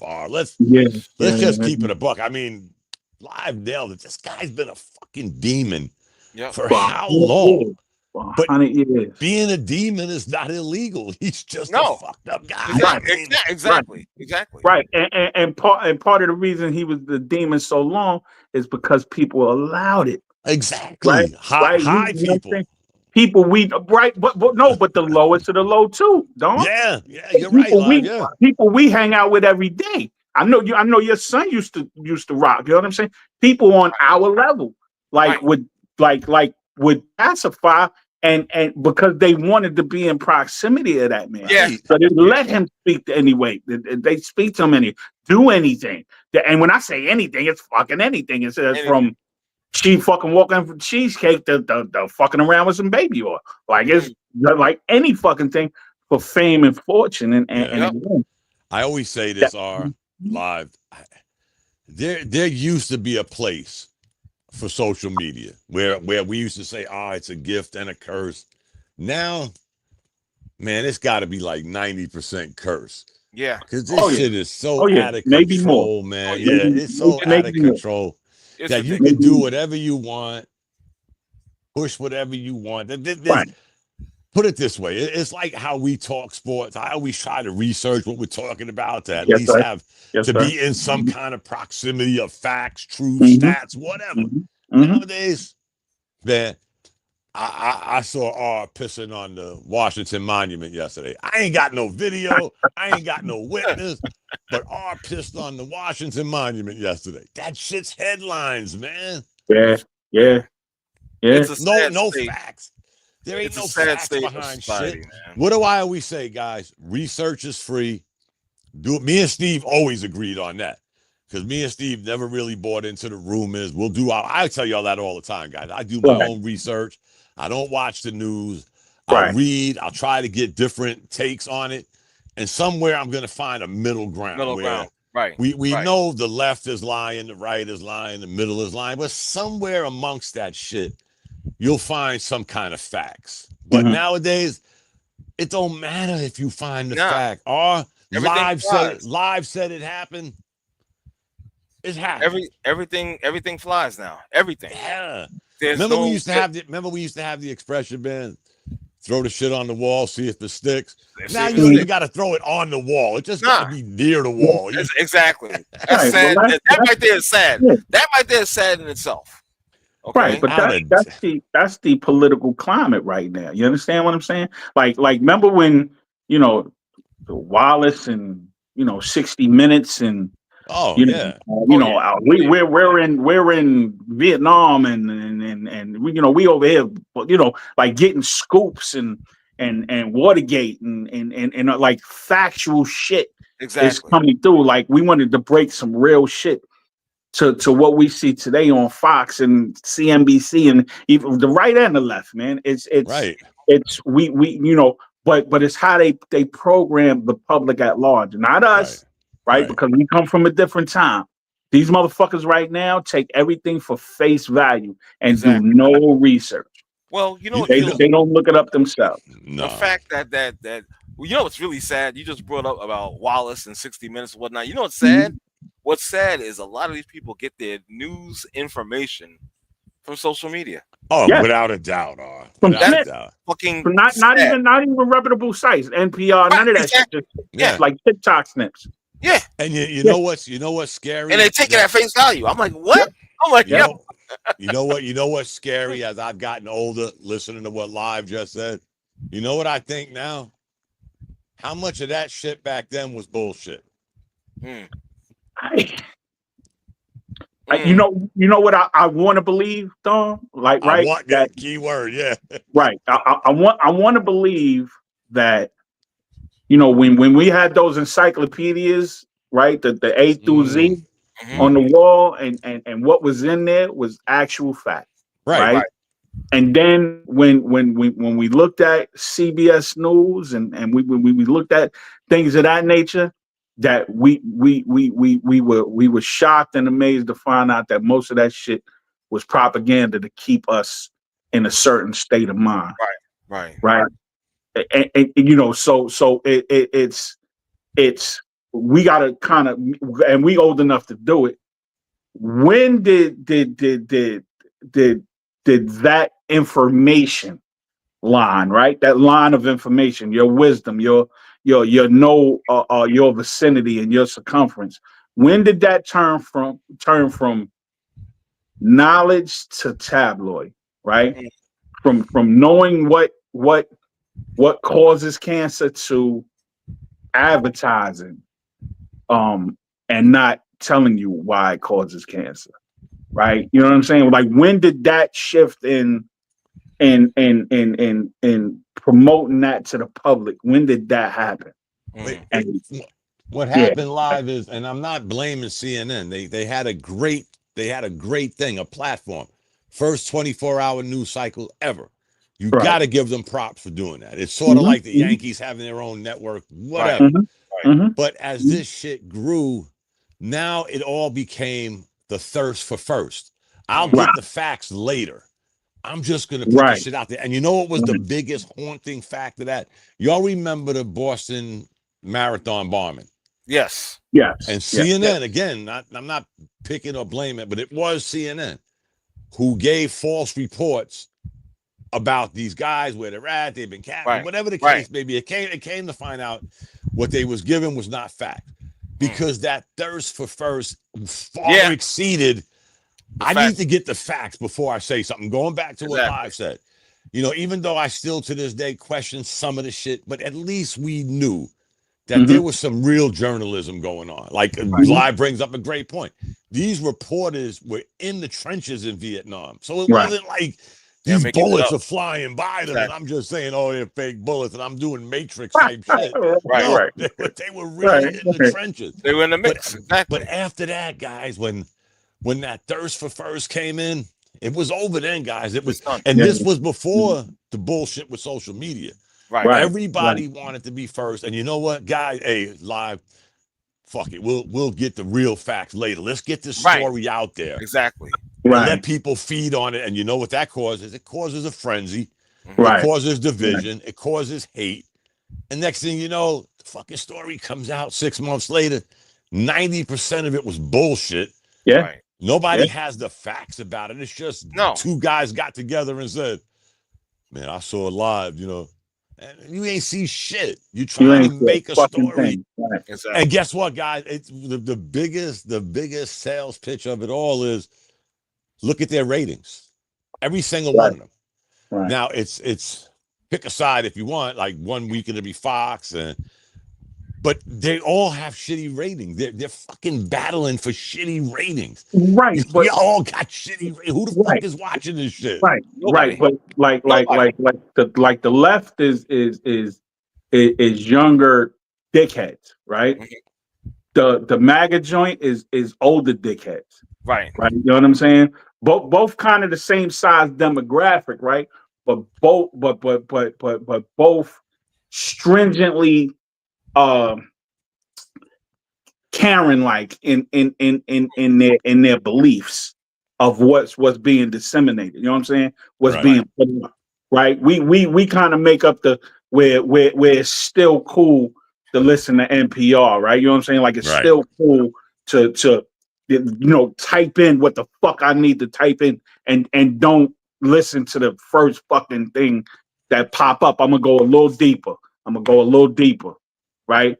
I'll give you an example, right? And then this is me fucking up. So I'm online, I'm bullshitting, and I see this beautiful fucking picture, right? And somebody posted it, and they said this is a picture of a statue that was made to symbolize the Great Passage, right? And the slaves that were killed in it. Right, and it was a statue of children holding hands under the sea, blue sea, sunlight shining on. I was like, oh, that's some dope shit. Tear dropped down my eye, right? All kind of shit, right? I post the same fucking information. Come to find, right? And so I go, let me learn more, right? This is I done posted already. It's on my shit. Let me post it more, right? Come to find out, it's from a French sculptor who did a sculpture about a African tribe and the circle of unity, where one kid had an apple, everybody had an apple, right? Because they all shared the apple, and the ring of unity showed the mantra of their tribe, and that the statue had nothing to do with the Middle Passage. I said Great Passage. Had nothing to do with slavery, had nothing to do with the Middle Passage, and the statue was actually made to create artificial reefs because the reefs were deteriorating in that area and shit. So the statue would one day become live reefs for seaweed and plankton and all of that for what was it called. I felt like a dick. So I had to go back and was like, nah, this is not about the Middle Passage. This is not slavery. I had to, you know what I'm saying? I overstepped. Right. Yes. Right. Yes, you know what I'm saying? So that was kind of me going, okay, this internet shit is fucking demonic. Yeah. You know what I'm saying? Like it's not trustworthy. Can't trust. I will say this. It's some of the shit I see nowadays. Again, without picking sides. You got so much grandstanding. You got fuckers sitting up there for 8 hours, saying the same shit over and over again. I'll say this, guys, and we've had many conversations.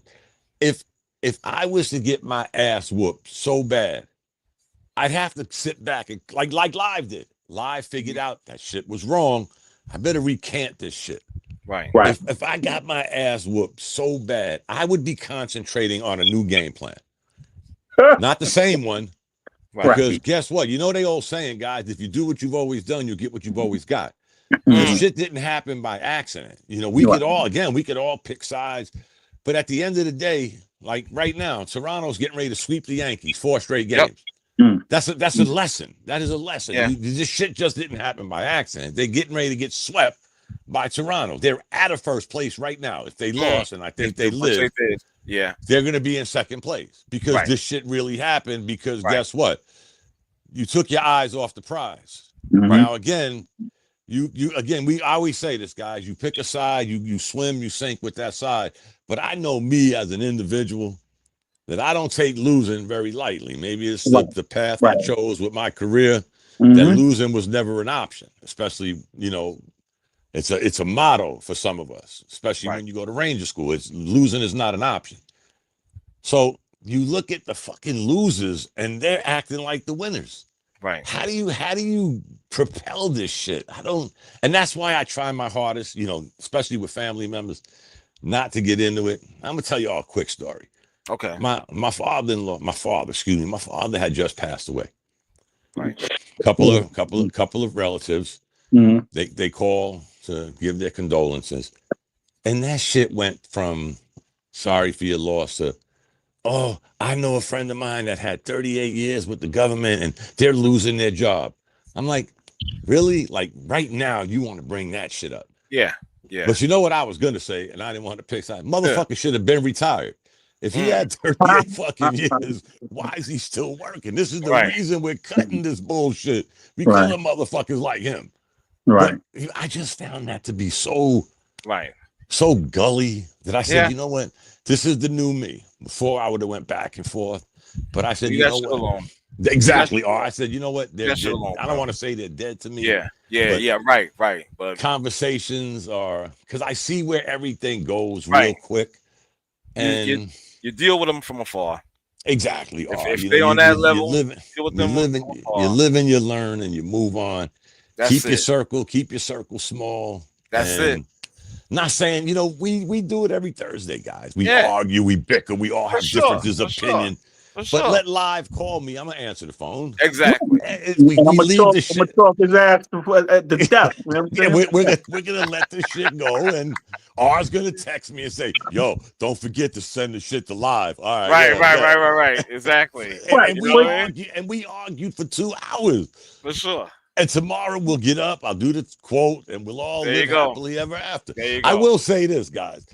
I've been doing this shit for like 10 years, especially like this day in sports. Right. And believe it or not, guys, it's hard to keep up with. Like, did I say that last year on this date? I'm sure. But there's one date that I know I always say the same thing, and that's tomorrow. Right. Tomorrow is July 4th. It makes, if I'm not mistaken, 86 years that Lou Gehrig did the greatest man on the face of the earth speech at Yankee Stadium. But here's what I learned today, guys. He was the first number ever retired by the New York Yankees. Wow. That's correct. Number 4 was the first number ever retired by the New York Yankees. And now you look at Monument Park, they got R's number out there, Live's number. Got a slew of numbers, exactly. But go figure. I never realized that. Yes, he was. I just learned that today because I'm thinking I don't even have to search July 4th. I already know he was this day in sports. Babe Ruth. All of them, yeah. Jesus. Okay. Yes. And I didn't know that until this year. Because again, guys, there we go with sometimes you read, sometimes you don't. I was just stuck on, I know what he said on this date. Right. But I didn't read, again, be like Live with the statue, didn't read the whole story. I stopped at the luckiest man on the face of the earth. Yeah. But after that was like ... couple of bow legs. Right. Lou Gehrig's number 4 was the first number ever retired by the New York. It took me how many years to read that portion of it because I was so affixed on that great speech, and then he ended up dying. Right. And then 60 years later, a good friend of mine from the Force MDs, TC, died of Lou Gehrig's disease. TC? Yes. Can I tell you a small story? I saw it. And I hope this is the right one. He's the one like that had the little Michael Jackson thing on, right? Yeah. Okay. Okay. I saw him. I had got a gig to videotape an award for it was one of the dudes, one of the actors. I think he might have been the second or third black actor on Star Trek. Thespian Cat, and they was giving him an award in Mount Airy Lodge, and him and his man performed. Okay. And that was I know them from Force MCs. Force MDs. No, them from Force MCs. Oh, before they were Force MDs. Right. They were a hip hop group way before, Tender Love and all of that other stuff. So okay. And I told him that he was, oh son, but he seen my age. He was like, okay, because this is old school. This is mixtape, like that, Busy B and Kumo D type shit. So I just wanted to say that, Dom. He was a good brother, man. Here's the weird thing, very humble, very good, energetic, like a motherfucker. But here's the weird thing. Talk about. Go ahead. I'm sorry. No, and I just wanted to say that I met that man before, talk about like maybe energetic. a year before he passed. Yeah. Talk about energetic. I met him at a bar in Mount Pocono. And we're sitting there, we're talking. He's telling me who he is. I was like, oh shit. I was in Germany when I first bought the cassette with Tender Love. So he says, yo, Dom, watch this. It's karaoke night. He gets up, he grabs the mic, he starts singing Tender Love. The dude next to me is like, oh, this dude sounds just like the record. I'm like, fast forward, guys. He's the first and only person that I ever attended his wedding and his funeral. Wow. Right. Yeah. And I remember him waiting hours for Denise. We all knew each other. He comes by my table. It's outside in Allentown, Pennsylvania. It's a fucking 100 degrees outside. He comes and sits down next to me and my wife. I don't believe this shit. Y'all need to go inside and get cool. Yo, TC, we're good. Fast forward next year. It's my wife and I's anniversary. Him and Steve call us. He says, Dom, come to my house, man. We got something for you and Audrey. They had this little cake. And these motherfuckers started singing. I was like, that's crazy. And then 2 years later, I couldn't go see him at the hospital. My wife and my youngest son, and I couldn't do it. Because this fucker would, remember, we didn't have cell phones. This dude would call me. I was on leave.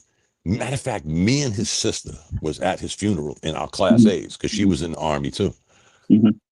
This motherfucker would call me at like midnight. Hey, this is Mayor Rizzo, the guy from Philly. I'm like, TC, what are you doing, man? Go to bed. Don't you got a job? Like, no, I ain't got no job. I ain't got no job. I'm like, yeah, you're right. Fuck. And this shit went on for years, man. Right. And all of a sudden I'm at his fucking funeral, and that was one of the worst funerals of somebody I knew. I never looked at him after a while as TC the singer because he was my friend.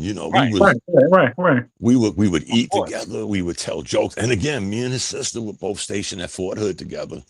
So it was like this stupid fucking bond over me. At that time, I used to drink beer every now and then. I happened to go to this karaoke shit, run into this dude who looked like he was like 4'2" because he was really short. Right. And I'm like, who is this fucking guy? And then he tells me who he is. And I'm like, get the fuck out of here. Not believing him at first. He said, watch this. And then he comes back and I'm like, yo, man, you ain't going to take the money, are you? He said, shit. Yeah. He grabbed that $50. Took that damn money. Really? You fucking beef. Yeah, that's. But I know I told you the story. It was weird. Like, right. Then I went to his wife's funeral. Oh, she died of a heart attack in Georgia. Yeah. And that motherfucker I can't even tell you how many kids he had. He like Nick Cannon and shit. Nah. Well, he was in the business, and he had the smash hit. And he probably was traveling with crazy. I still keep in touch with his brother Steve because you remember live 1, 2, 3, including TC. I think 4 of the original Force MDs died. It's like Steve and Khalil are the only 2 still alive. Yeah. Yeah. Crazy. Gentlemen, yes. Before I break out, I gotta do a couple of things. I should have did this one thing first, and that's this: like, share, and subscribe. Okay, right. once again, like, share, and subscribe. I should have did this in the beginning, but that's right. It's better late than never. And I gotta give a shout out to my boy Glenn from Facts Over Feelings. He had did a video and he shouted me out.